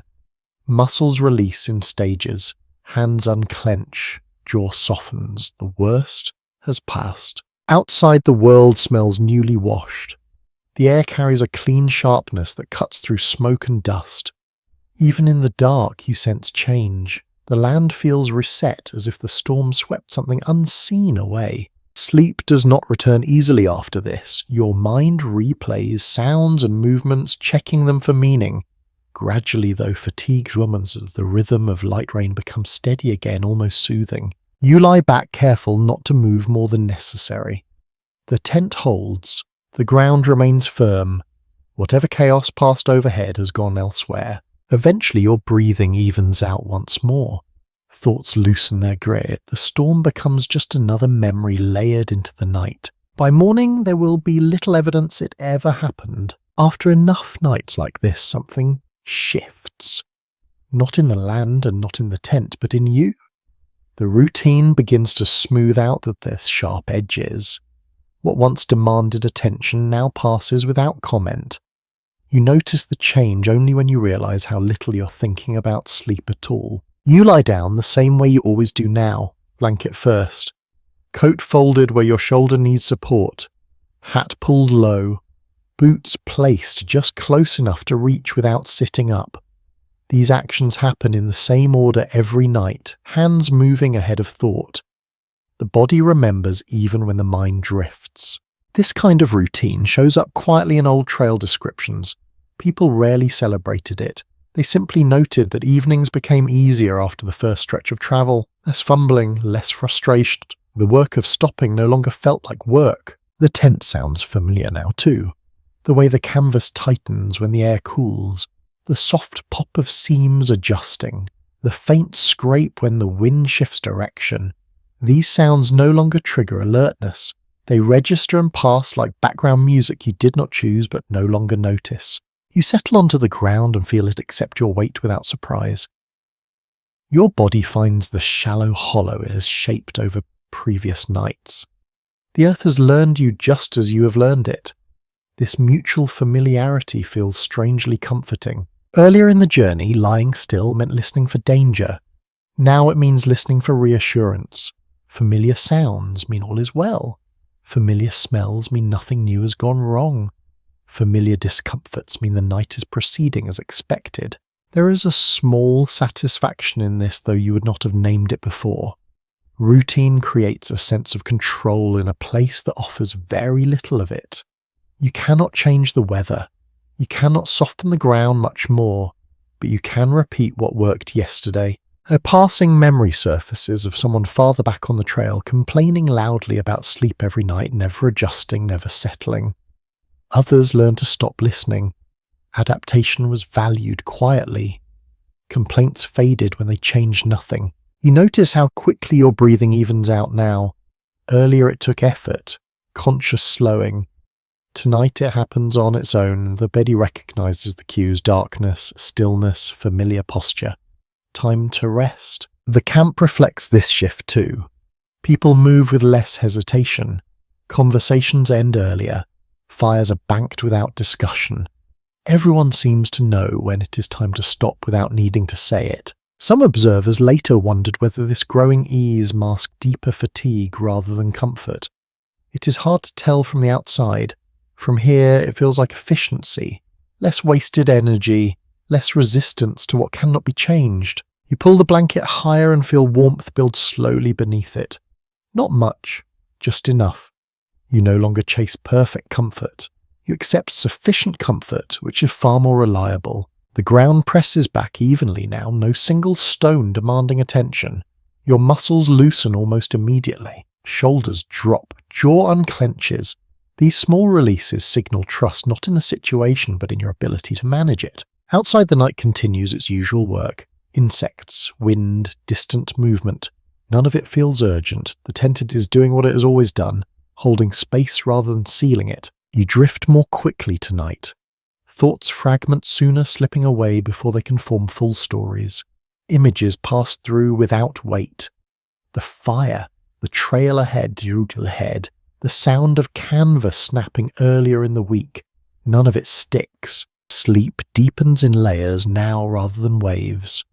You sink without noticing the moment it happens. There is no struggle, no negotiation, just the quiet acceptance of rest. If you wake later, it will be brief, a shift, a breath, a check that everything is as it should be, then back down again. This is how nights become manageable out here.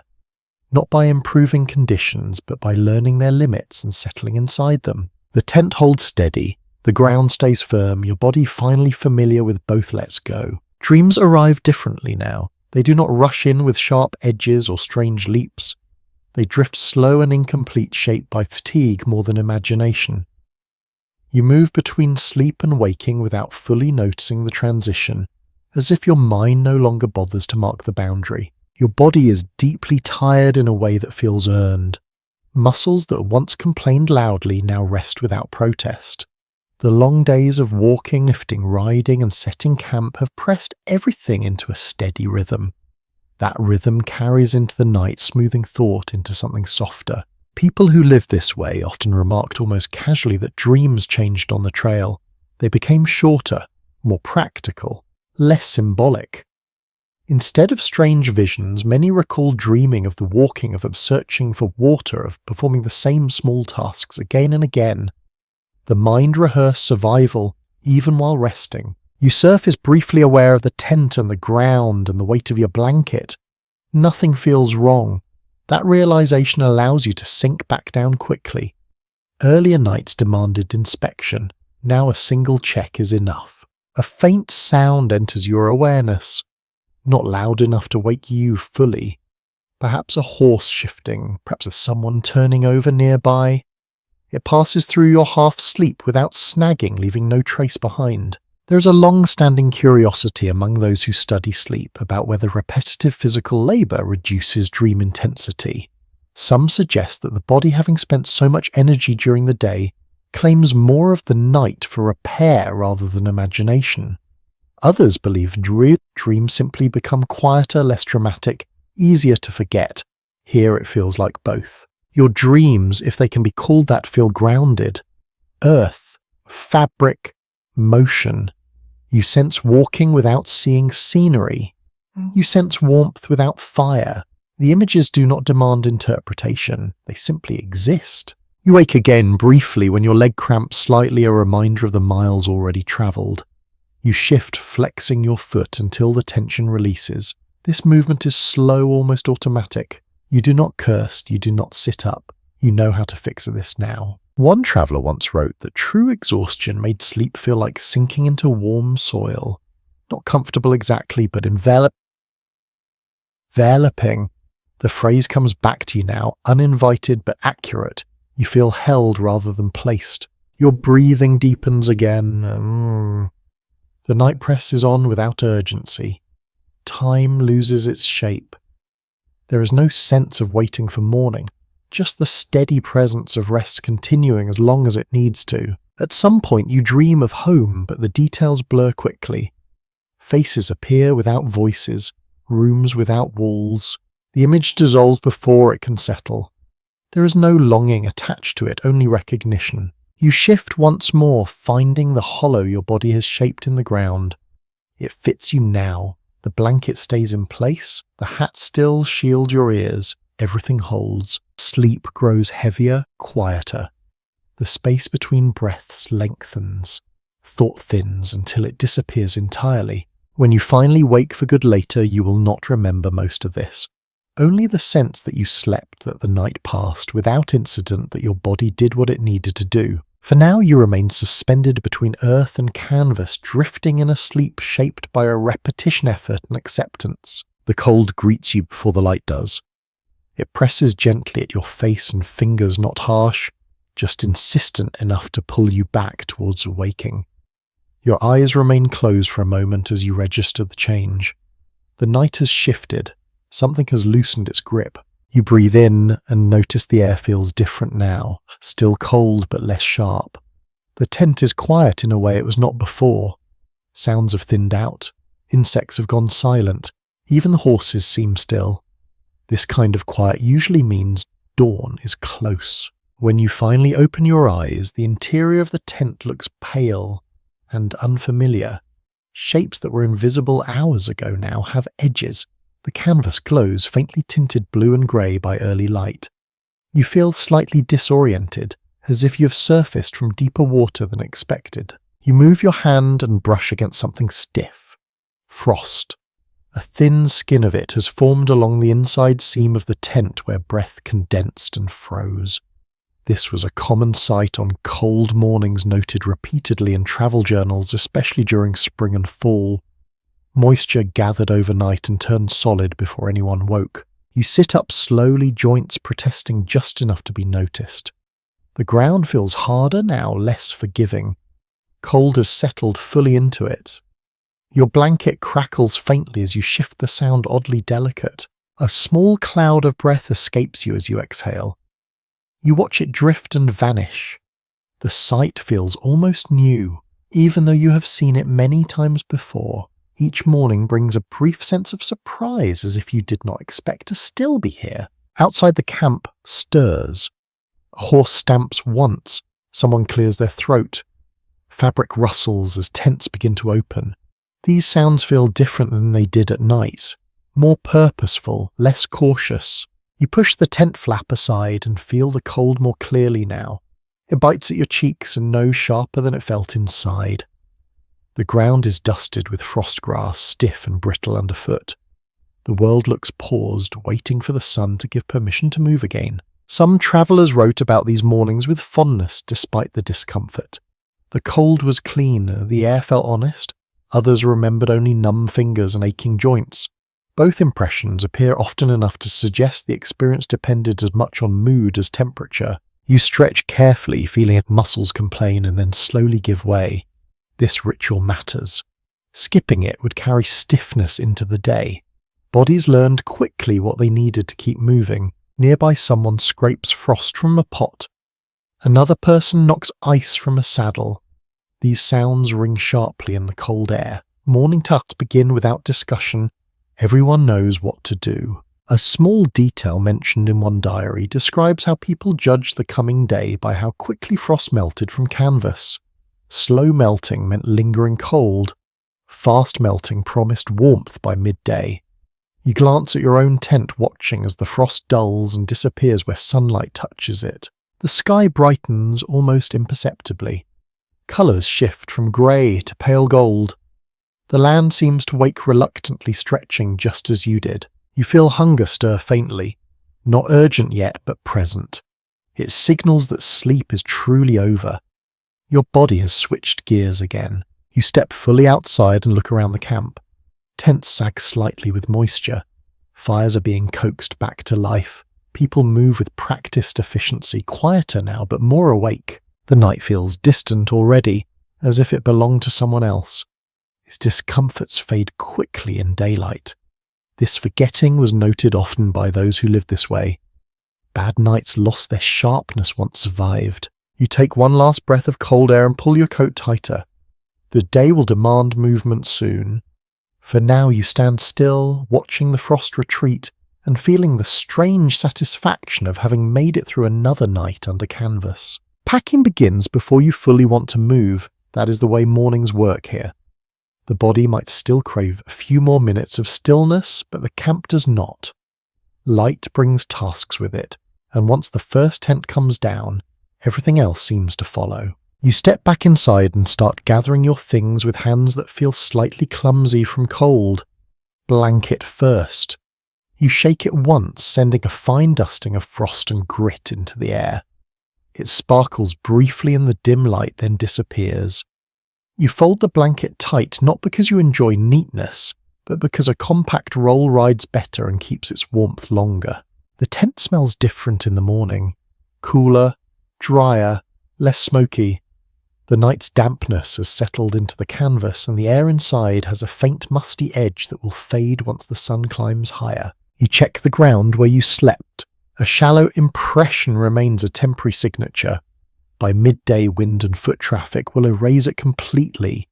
Nothing about this life is meant to stay visible for long. Outside, people move in a steady rhythm. There is no shouting, no hurry, just efficiency. The ones who have done this the longest waste the fewest motions. They roll bedding while water heats. They tie bundles while the fire catches. They eat quickly, not because they do not enjoy food, but because stopping is a brief pause between movements. You begin on the tent itself. Stakes come up with a soft tug, reluctant to leave the soil that held them all night. One stake resists more than the others, and you work it free, slowly rocking it side to side until it gives. The sound is satisfying, a small victory over stubborn earth. There is a reason canvas tents dominated so much of frontier travel and work life. They were portable, repairable, and familiar. You could set one up in fading light and take it down again in cold dawn. That practicality shaped everything from cattle drives to mining camps. Shelter had to travel the same way people did. You fold the canvas carefully, keeping it from dragging in mud or frost. A wet tent is heavier, harder to manage, and harder to sleep under later. Some people did not bother letting the fabric pick up dirt and dampness. Others treated canvas like a lifeline, protecting it as carefully as food. A bit of camp talk returns to you, something you heard once while watching an older traveller pack. He claimed you could tell a person's experience by the shape of their bedroll. Loose rolls belonged to beginners, tight rolls belonged to those who'd learned how unforgiving the road could be. It sounded like bragging, but you have noticed the pattern yourself. You bundle the poles next, tying them together with a length of rope that is beginning to fray. Rope wears fast out here. It is used for everything. Tents, animals, bundles, repairs. People guarded good rope the way modern people guard phone chargers, except with more genuine fear. As you work, you glance at the sky. It is brighter now and the frost is disappearing from the grass. The cold will ease soon, but you know it will return tonight. The day and night trade places endlessly, each one undoing what the other built. The camp slowly thins as tents come down. A place that felt like a small village in darkness becomes open ground again as if it never happened. This quick disappearance is part of the magic and part of the exhaustion. You build a home each night and erase it each morning. There is no time to linger. Animals need moving, trails need following, work waits somewhere ahead. Even those who would rather rest understand that stopping too long invites trouble, weather, or unwanted company. You shoulder your pack and feel the weight settle in the familiar place across your back. It is not a surprise anymore. Your body accepts it the way it accepts the ground at night. This is simply what your life is right now. As you step away from the spot where your tent stood, you look back once. The earth shows only faint signs. A few flattened grasses, a dark patch where the fire burned, footprints already softening at the edges. Then you turn forward again. The day claims you quickly. Movement resumes. The canvas tent becomes an object you carry instead of a place you inhabit. A promise folded tight, waiting for the next dusk. The feel of the tent changes with the season, and you notice it more now that you have lived under canvas long enough to compare. Summer nights stretch wide and restless. Winter presses close and demanding. Each one reshapes how you sleep, how you move, how you think about stopping for the night at all. In warmer months, the tent feels almost optional. You leave flaps open, chasing any hint of breeze. The canvas hangs loose, breathing easily. Insects take advantage of the openness, drifting in and out without apology. Sleep comes lighter, then broken by heat and the constant awareness of skin against fabric. People travelling in summer often complained more about restlessness than cold.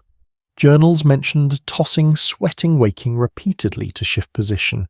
The ground holds heat longer after long days of sun, releasing it slowly into the night. Even the air feels reluctant to cool. You remember one particularly warm evening when someone chose to sleep entirely outside the tent, stretched beneath the stars with only a blanket for cover. It looked peaceful from a distance. By morning he was red with insect bites and stiff from dew. Comfort always came with conditions. As temperatures drop later in the year, the tent changes character. Canvas stiffens in the cold. It crackles faintly when moved, less forgiving than it was in summer. Flaps stay closed. Openings are tucked and weighted. The space inside shrinks, becoming something you inhabit fully rather than pass through. Cold weather forces more discipline. You eat closer to bedtime, you change fewer layers, you arrange bedding with care. Knowing mistakes will wake you later. These habits appear again and again in accounts from colder crossings, especially in higher elevations where nights could surprise even seasoned travellers. There is an old belief repeated quietly in camp conversations that winter tents felt safer than summer ones. Not because they were stronger, but because people paid more attention to them. Every seam mattered. Every draft was noticed. Vigilance created a sense of control. Summer nights, by contrast, encouraged carelessness. Fires burned lower. People spread out more. Noise carried farther. Some slept deeply. Others did not sleep at all, drifting between half rest and wakefulness until dawn. You adjust your own expectations now, depending on the season. In warmth, you accept broken sleep. In cold, you prepare for it. This mental shift makes a difference. Fighting conditions wastes energy, working with them conserves it. There are stories of travellers misjudging seasons, badly carrying too little canvas into cold stretches or too much into heat. These stories usually end with lessons learned the hard way. Weather did not negotiate, it corrected assumptions. You notice how your body responds differently too. In summer, muscles stay loose longer. In winter, everything tightens quickly once movement stops. Stretching becomes essential, stillness feels heavier. The tent itself bears the marks of these cycles as sun bleaches it, rain darkens it, cold stiffens it, heat softens it again. Over time, canvas tells the story of where it has been through texture rather than colour. Some observers later wondered whether seasonal discomfort shaped people's memories of travel more than distance did. Many accounts linger on specific nights rather than miles walked. A bitter cold camp, a suffocating hot one, sleep-anchored memory. You pause now, imagining the tent tonight. You already know how it will feel before you raise it. You know whether you will leave space for air or seal yourself in tight. Experience has replaced guesswork. As evening approaches, again the season makes its quiet claim. The light changes, the air shifts, the tent waits folded and patient, ready to become whatever the night demands of it. And you, carrying those expectations with you, prepare to meet it halfway. Comfort out here rarely comes from big changes. It arrives through small, almost forgettable tricks passed quietly from one person to another. You learn them the way you learn everything else on the trail, by watching, by listening, by noticing who wakes up less miserable than everyone else. Tonight you put one of those lessons to use without thinking much about it. Before laying down, you loosen the earth slightly beneath where your hips will rest, just enough to let it give a little. Not digging, just persuading. The difference is subtle, but your body notices it later. You place a folded shirt beneath your lower back, not for softness, but to change the angle just enough to ease pressure. Someone showed you this once while packing up in the morning, demonstrating with a shrug as if it were obvious. It was not obvious until you tried it. People constantly adapted like this. Trail life rewarded small improvements more than grand solutions. You could not replace the ground, but you could change how you met it. You could not thicken the canvas, but you could angle it better against wind. These adjustments rarely made stories, but they made night survivable. You tuck the edge of your blanket beneath your shoulder instead of over it, sealing out drafts without restricting movement. This keeps your arms freer, reduces that trapped feeling that sometimes made sleep harder than cold ever did. A faint memory surfaces of someone rolling their coat into a ring and placing it around their head, creating a shallow barrier that blocked cold air and noise. It looked ridiculous in daylight. At night it worked. You smile briefly at the thought and then forget it again. The tent smells familiar now, which helps. Familiarity itself becomes a kind of comfort trick. The canvas no longer feels like borrowed shelter. It feels like yours, at least for the hours you occupy it. You notice how you arrange your boots differently. Now soles facing outward, laces loosened but not undone. This makes them easier to slip on quickly if needed, but it also keeps cold leather from pressing against your bedding. It is a tiny thing. It matters. Some travellers carried small pieces of cloth specifically for plugging gaps at the base of the tent. Old socks, scraps of fabric, anything soft enough to block moving air. These pieces were treasured, quietly mended, repeatedly, never discarded, unless absolutely necessary. You reach for one now, wedging it along the edge where the canvas lifts slightly from the ground. The draft disappears almost immediately. The relief is disproportionate to the effort. There is something satisfying about solving problems this way. No complaints, no fuss, just adjustment. You feel a faint sense of competence settle in, steady and calm. Your body responds quickly. Shoulders relax, breathing deepens. The cold remains, but it no longer intrudes. It stays where it belongs, outside the small bubble you have shaped. These tricks spread slowly, unvenly. Some people never adopted them, insisting discomfort was inevitable. Others gathered them eagerly, trading tips like currency. Neither approach was judged openly, but you could see the difference in the morning. You lie still now, noticing how little you need to move. The ground presses evenly. The blanket stays put. The air inside the tent feels contained, cooperative. Outside the camp, sounds continue as usual. A horse shifts. Someone clears their throat. Nothing demands your attention. Sleep edges closer without resistance. There is no dramatic moment, no sudden drop. Just the quiet satisfaction of things being arranged well enough. You have not made the tent luxurious. You have made it workable. That is the goal. As your thoughts thin and drift, you realize that these small comforts do more than ease the body. They quiet the mind. They replace helplessness with familiarity, anxiety with routine. The canvas holds, the ground supports. Your improvised solutions do their quiet work. And once again, sleep finds you where preparation has already been waiting. Some nights, sleep becomes more than rest. It becomes repair. You feel that difference when your body is not quite right, when fatigue has crossed into something heavier and less forgiving. A dull ache settles behind your eyes. Your throat feels dry no matter how often you swallow. You recognize these signs now. Out here, you have to. You lie down carefully, more aware of each sensation than usual. The ground feels harder tonight, not because it has changed, but because you have. Every pressure point announces itself. Your joints feel slower, less willing to settle. This is when sleep matters most and comes least easily. People travelling long distances under canvas often describe these nights with a kind of quiet worry. Illness did not arrive dramatically most of the time. It crept in slowly, disguised as exhaustion or a lingering chill.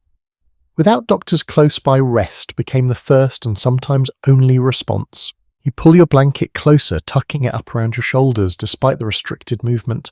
Warmth is no longer just comfort, it is defense. You focus on keeping still, conserving what energy you have rather than fighting discomfort. Nearby someone coughs again, deeper this time. The sound lingers rougher than before. No one comments, everyone notices. Sickness travelled easily through camps, not because people were careless, but because proximity was unavoidable. Canvas did not separate bodies the way walls did. You breathe slowly, feeling the slight tightness in your chest ease just a little. Panic would make this worse. You know that now. Calm preserves strength. Even your thoughts feel heavier tonight, slower to move, drifting instead of jumping. A remembered camp habit surfaces something you once dismissed as superstition. When someone felt unwell, others made space without being asked. They shifted positions, offered extra fabric, adjusted fires quietly. Care happened without ceremony. You feel that care now in small ways. The camp is quieter than usual. Movements are softer. Someone adds a bit more fuel to the fire earlier than expected, letting the warmth linger longer into the night. Your own body responds to this gentler pace, breathing steadies, muscles unclench incrementally. You stop chasing perfect sleep and accept fragments. A few minutes here, a longer stretch there. That's enough for now. There are stories of a people pushing through illness on the trail, refusing rest, afraid of falling behind. Some made it, some did not. Outcomes varied, wildly shaped by weather timing and luck as much as strength. No clear lesson emerges from these accounts, only patterns that refuse to settle into rules. You shift slightly onto your side, easing pressure on your back. The movement costs effort, but the relief is immediate. You stay there, listening to your breath, counting nothing, letting the rhythm do its work. Outside, the night remains indifferent. Wind brushes the tent once and moves on. Animals breathe. The world does not pause for weakness. Yet within this small space you have permission to be still. Your thoughts wander briefly to morning, to whether you will feel better, to whether the ache will lift or deepen. You do not follow these thoughts far. Worry spends energy you cannot afford tonight. Instead you focus on warmth, on the steady presence of fabric and earth, on the fact that you are not alone even if no one speaks. Sleep comes unevenly, but it comes. It carries no dreams, only darkness and brief forgetting. When you surface again, you check your body quickly, then let go once more. This is how recovery begins out here. Not with cures or certainty, but with patience and whatever rest you can claim. For tonight, that is enough. Loneliness feels different at night. During the day, distance stretches outward, filled with movement and purpose. At night, it turns inward, settling quietly in the chest once the body stops. You notice it most when everything else has gone still. You lie awake longer than usual, not because of noise or cold, but because there is space for thought again. The routine has softened the edges of discomfort, and in that quiet memory slips through. Faces you have not seen in weeks. Voices that once filled rooms instead of tents. These thoughts arrive without warning and linger longer than you expect. Many people who travelled this way wrote far more about loneliness than fear, though often indirectly. They mentioned missing ordinary sounds, doors closing, footsteps in familiar halls, things that felt insignificant before suddenly mattered deeply once they were gone. The tent does not block these thoughts. Canvas keeps out wind and rain, but not reflection. The darkness gives memories room to expand. You find yourself replaying small moments, not dramatic ones. Shared meals, casual jokes, even arguments that once felt irritating now carry warmth. You turn onto your side and press your hands together beneath your chin. The posture feels protective, almost childlike. No one sees you do it. That makes it easier. Outside the camp exists, but it feels distant tonight. Sounds come and go without drawing you outward. Horses breathe, someone shifts, life continues just beyond reach, but you remain separate from it in this moment. There is an unspoken understanding among people who travelled long distances that loneliness was inevitable. Some fought it, filling evenings with talk and activity. Others accepted it, letting silence do what it would. Neither approach guaranteed peace. You remember someone you met weeks ago who insisted on singing quietly every night before sleep, no matter how tired they were. The songs were simple, repetitive, barely audible. At the time it seemed unnecessary. Now you understand, sound anchors thought. You consider humming yourself, then decide against it. The quiet feels too complete to break. Instead, you listen more closely to your own breathing, using it as something to focus on, something that belongs entirely to you. There is a strange comfort in solitude too. No expectations, no roles to perform, no need to respond. The tent becomes a place where you exist without explanation. That freedom balances the ache, even if it does not erase it. Some people later describe these nights as transformative moments, when they learned something essential about themselves. Others remembered only the heaviness. Memory edits experience generously or cruelly depending on what comes after. You shift again, feeling the ground cool beneath your shoulder. The sensation pulls you back into the present. Physical awareness helps.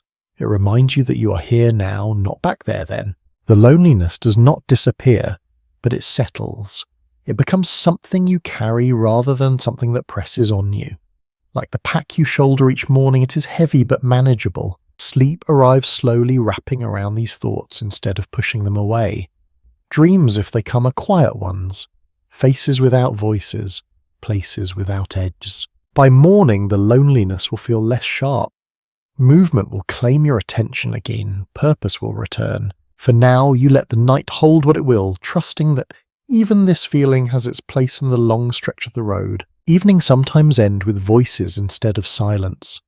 Not loud ones, not the kind meant to travel, just enough sound to remind everyone that stories still exist beyond the work of moving forward. You notice it when someone clears their throat and begins without introduction, as if the words were already waiting. A tale drifts through the camp, carried low and steady. It might be about a place left behind, or a strange encounter along the trail, or something remembered from childhood that no longer fits anywhere else. Details blur. Accuracy matters less than rhythm. The story's job is not to inform, it is to settle nerves and soften the dark. You listen without turning your head. The voice rises and falls, gently shaped by firelight and fatigue. No one interrupts, no one corrects. These stories are not meant to be improved. They are meant to be shared and then released. This habit appears often in old recollections of trail life, though rarely described in detail. People mentioned evenings passing more easily when someone spoke when silence was broken just enough to feel intentional rather than empty. Storytelling did not solve discomfort, but it gave it shape. Sometimes songs follow. Simple ones with melodies that repeat until they wear smooth. Words slip in and out of tune. No one seems to mind. The sound floats briefly, then settles, absorbed by canvas and night. You feel your shoulders loosen as the familiar cadence continues. It does not matter that you have heard similar songs before. Repetition is part of the comfort. Predictability quiets the mind. A small, almost throwaway detail from one traveller's notes describes how people chose songs that did not demand attention. Nothing dramatic, nothing fast. Just enough structure to guide breathing and mark time until sleep took over. You notice how the camp responds collectively. Movements slow, fires are allowed to dim further, someone pulls a blanket higher, someone else leans back against a pack he is already closed. Sound weaves everyone together, briefly dissolving the boundaries between tents. There is no agreement on how long these moments lasted or how often they happened. Some nights passed without a word spoken, others lingered in memory because of a single voice carried just far enough. The pattern depended on mood, weather, and who happened to be nearby. The story ends without a conclusion. The song fades without a final note. No one fills the gap. Silence returns, gentler now shaped by what just passed through it. You lie still, feeling the echo of sound linger in your chest. It leaves behind a warmth that has nothing to do with temperature. a sense of being part of something even briefly. Outside the tent, the land resumes its quiet work. Insects, wind, distant movement. Inside, the last threads of music dissolve into memory. Sleep follows more easily after this. Thoughts drift less, loneliness recedes into the background. Even the cold feels less intrusive. You let the rhythm you heard guide your breathing, slowing it without effort. Each exhale feels heavier, more complete. The night no longer feels empty. It feels occupied even in silence. By morning, you may not remember the story or the song clearly, but you will remember how it felt to hear it, and that feeling will carry you through another night when words are needed. For now, the darkness settles again, made softer by shared sound and the simple act of listening. Not all tents feel the same, even when they look it. You notice this when you sleep near others whose days unfold differently than yours. A tent used by soldiers carries a different energy than one used by families. A canvas raised by workers feels different than one claimed by travellers passing through. You sense it in the way people move at night. Military camps settle with precision. Fires banked at the same time. Watch rotations quietly agreed upon. Tents aligned in rows that feel deliberate even in darkness. Sleep there feels lighter, more alert, shaped by habit drilled long before this particular night. Civilian tents, by contrast, feel looser, less predictable. People stop talking when they feel like it. Fires die when no one feels like feeding them. Sleep arrives unevenly claimed whenever exhaustion finally wins. You have passed through both kinds of camps over the past week, sometimes in the same day. The canvas does not change, but the space around it does. Behavior shapes shelter as much as fabric ever could. In military tents, bending is sparse but consistent. Blankets folded the same way each night. Gear placed in the same order. There is comfort in repetition even when it feels rigid. The ground is no softer there, but the mind rests differently when expectation is clear. Civilian camps tell more varied stories. A prospector curls around his pack. A farmer stretches out with the boots off, trusting no one nearby will bother them. A family compresses into a single warm knot beneath shared blankets. The tent adapts to each of them without preference. You remember one night spent near a group of soldiers camped along the same route. They slept in shorter stretches, waking without complaint when it was their turn to watch. No one spoke above a murmur. Even dreams seemed disciplined, somehow contained. Another night, farther on, you slept beside a group of labourers moving between jobs. Their tent smelled of sweat and metal. They laughed late into the evening, then fell silent all at once, exhaustion dropping them where they sat. Morning came later for them. Movement was slower. Coffee mattered more. There is no clear answer about which group rested better. Discipline brings order. Freedom brings ease. Both extract a cost. You feel that ambiguity now as you lie beneath your own canvas, neither soldier nor settled civilian, borrowing habits from both when it suits you. The tent absorbs these differences quietly. It does not care who sleeps beneath it. It holds the same way regardless. That neutrality is part of its strange comfort. It makes room without judgment. You notice how your own routines have become a blend. You place your gear deliberately like a soldier.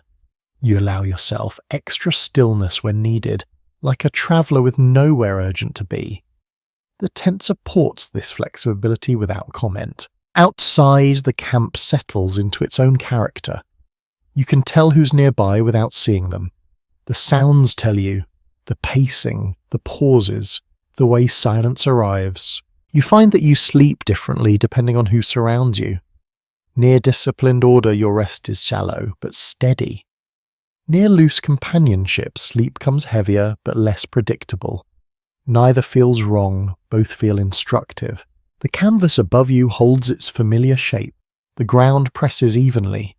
You recognize that shelter here is not just material. It is social. Is shaped by shared expectations, spoken or not. As sleep approaches, you no longer try to control it. You let the environment guide you. Tonight it feels balanced.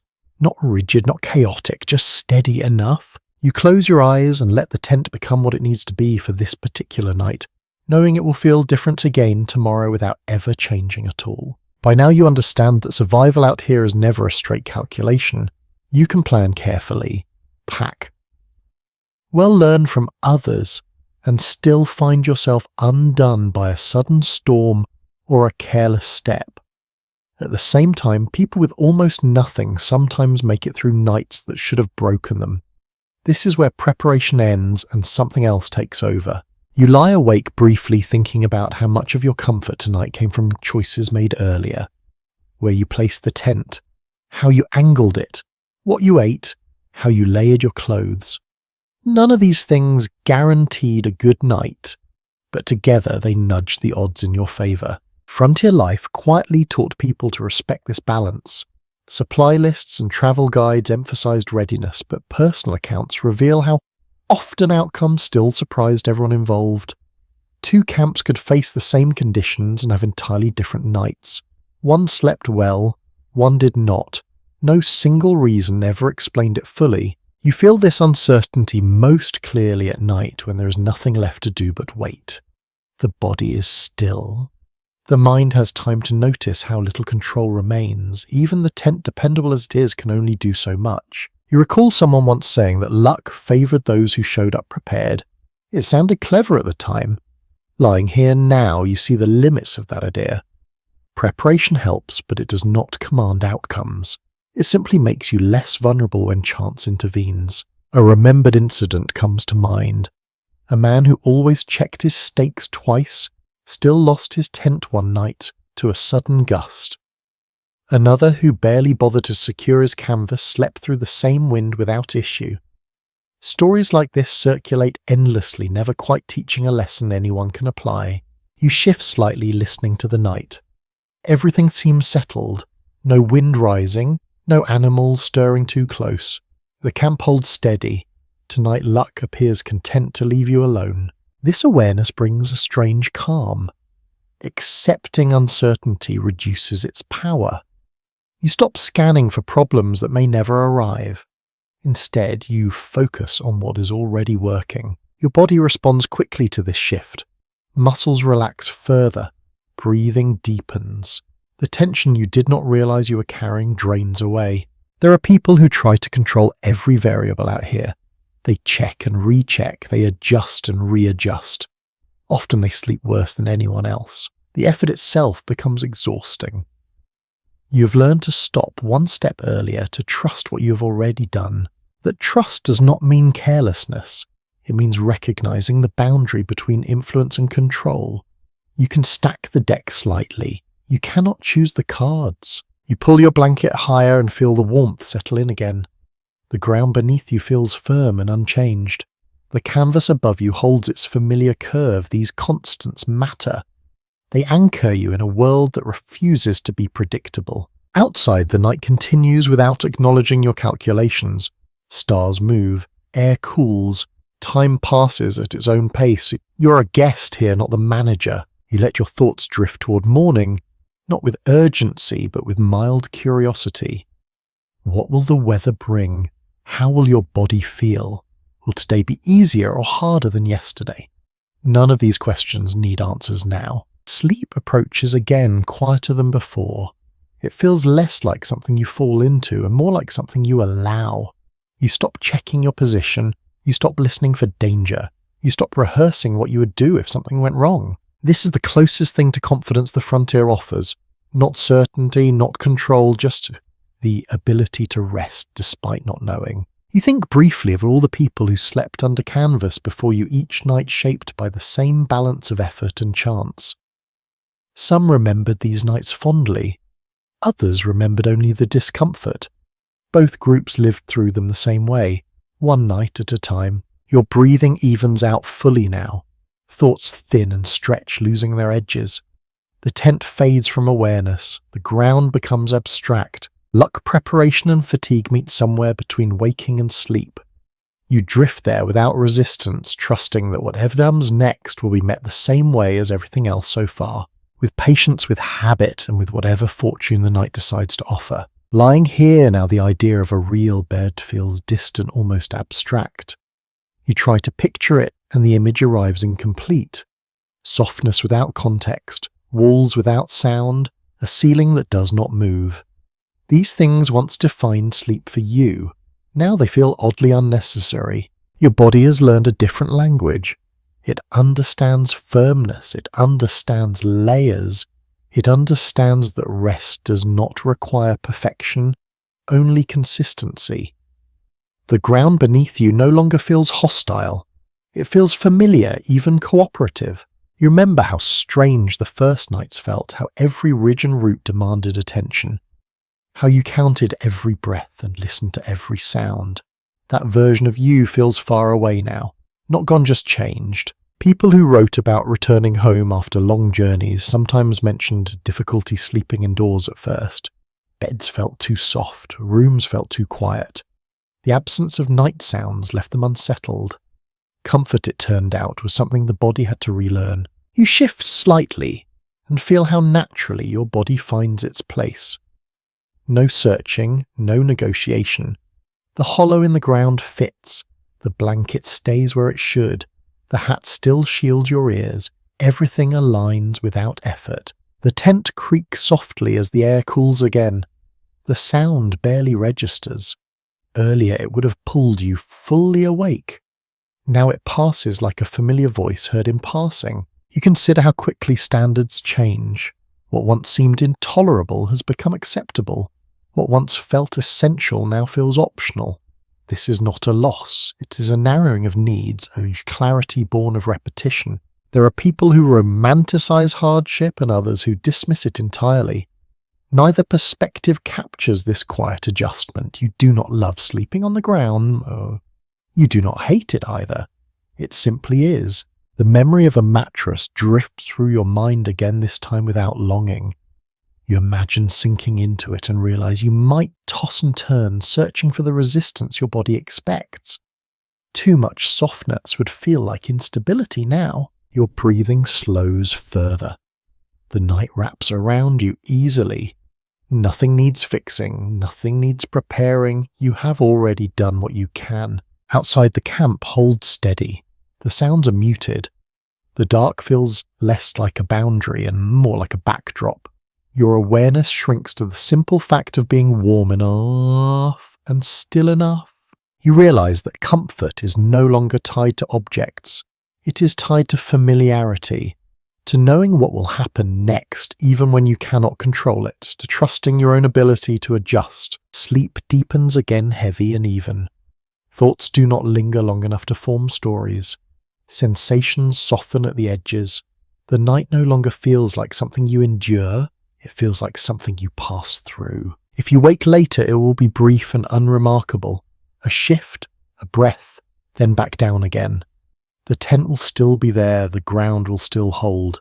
This is what adaptation looks like when it settles fully. Not triumph, not comfort in the usual sense.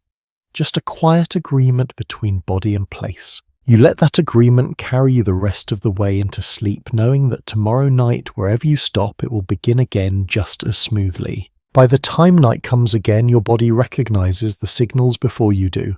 The light thins, sounds stretch out, movement slows almost on its own. You do not announce that it is time to stop, you simply begin stopping. You notice how little instruction your body needs now. Hands reach for familiar items without searching. The tent goes up in the same sequence each time, not because you planned it that way, but because deviation wastes effort. Stakes, poles, canvas, each step flows into the next with minimal thought. The ground presents itself, and you read it quickly. Too sloped, too soft, just right. You choose and commit. Doubt fades faster now. Indecision costs more than small mistakes, and you have learned which mistakes matter. As darkness settles, you feel a subtle shift inside, a quiet readiness. The day releases its grip. Muscles that worked steadily begin to loosen even before you lie down. This is not exhaustion alone, it is familiarity doing its work. You lower yourself onto your bedding and feel the now familiar press of earth and fabric. There is no surprise, no adjustment period. The position fits the first time. Your body has learned its shape in relation to the ground. Breathing deepens almost immediately. You do not have to remind yourself to slow down. The night does it for you. Inhale, exhale, each circle a little heavier than the last. People who lived this way often remarked on how quickly the body adapted, sometimes faster than the mind. The first weeks were uncomfortable. Then suddenly they were not. Nothing changed outwardly, something changed inside. You notice it now in how little attention you give to discomfort. The ground is firm, the air is cool, the canvas moves faintly above you. These facts register without demanding response. They no longer feel like problems to solve. Your thoughts thin earlier than they used to. Instead of replaying the day or planning the next, your mind settles into shorter loops. Sensations, breath, weight, warmth, the kind of thinking that barely qualifies as thought, outside the camp settles in familiar stages. A few last movements, a cough, a whispered word, then stillness. You recognize the sequence without hearing each part. It has happened enough times to feel inevitable. You shift once, then stop. That is all it takes now, one adjustment. No searching for perfection. You accept what you have arranged. There is a moment when you realize how little effort sleep requires now. Earlier in the journey you chased it, you negotiated, you waited. Tonight it approaches on its own, drawn by stillness and repetition. The tent creaks softly. You do not react. A breeze brushes the fabric. You do not check for drafts. You trust your earlier choices. This trust feels earned rather than hopeful. You remember the first nights again briefly, the alertness, the tension, the constant scanning. Those memories feel distant, almost belonging to someone else. You do not judge that earlier version of yourself, you understand it. Adaptation takes time. Now your body does what it needs to do without asking permission. Muscles release, joints settle. The weight of the day slides off in layers, leaving only what must remain. Sleep thickens around you. Not suddenly, gradually, like fog settling in a low place. You drift without noticing the moment you let go. If you wake later, it will be brief and functional. A check of position, a shift of fabric, then back down. There will be no frustration attached to it. Just the quiet efficiency of a body that knows how to rest here. This is what it means to grow used to something. Not that it becomes pleasant in a conventional way, but that it stops demanding attention. The tent becomes neutral. The ground becomes predictable. The night becomes manageable. You are still aware, but not alert. Still present, but not engaged. Sleep holds you lightly but securely, like a practiced grip that knows when to tighten and when to release. Tomorrow will ask for movement again. Tonight asks only for stillness. You meet that request easily now. The canvas above you fades from awareness. The earth beneath you becomes abstract. The last thing you notice is your breathing steady and unremarkable, carrying you quietly toward morning. The last night under canvas feels different, even if you cannot explain why at first. Nothing about the setup changes. The ground offers the same firmness. The tent rises the same way. The air cools at the same familiar pace, and yet something inside you pauses longer before settling. You move through the routine almost automatically, but there is a quiet awareness threaded through each motion. You notice how practiced your hands have become, how little effort it takes to make a workable shelter, how your body anticipates each step before you complete it. You lower yourself onto the ground and feel that familiar acceptance. The earth does not resist you now. It meets you where you are. The blanket settles. The coat folds into place. Everything fits the way it should, as if the night itself recognizes you. This is the night when the tent no longer feels temporary. Not permanent either. Something in between.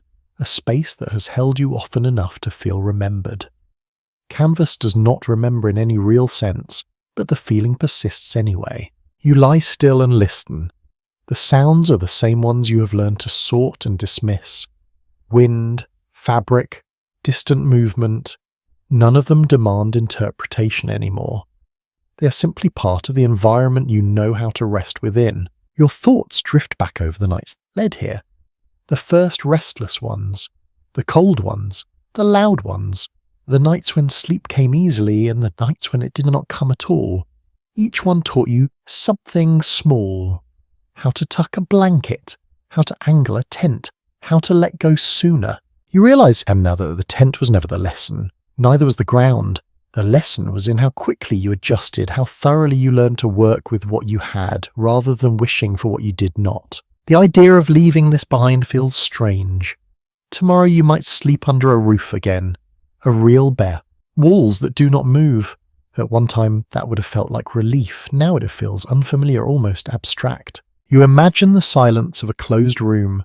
No wind, no insects, no distant animals, just stillness. You wonder if it will feel too empty at first. The tent creaks softly as the air cools.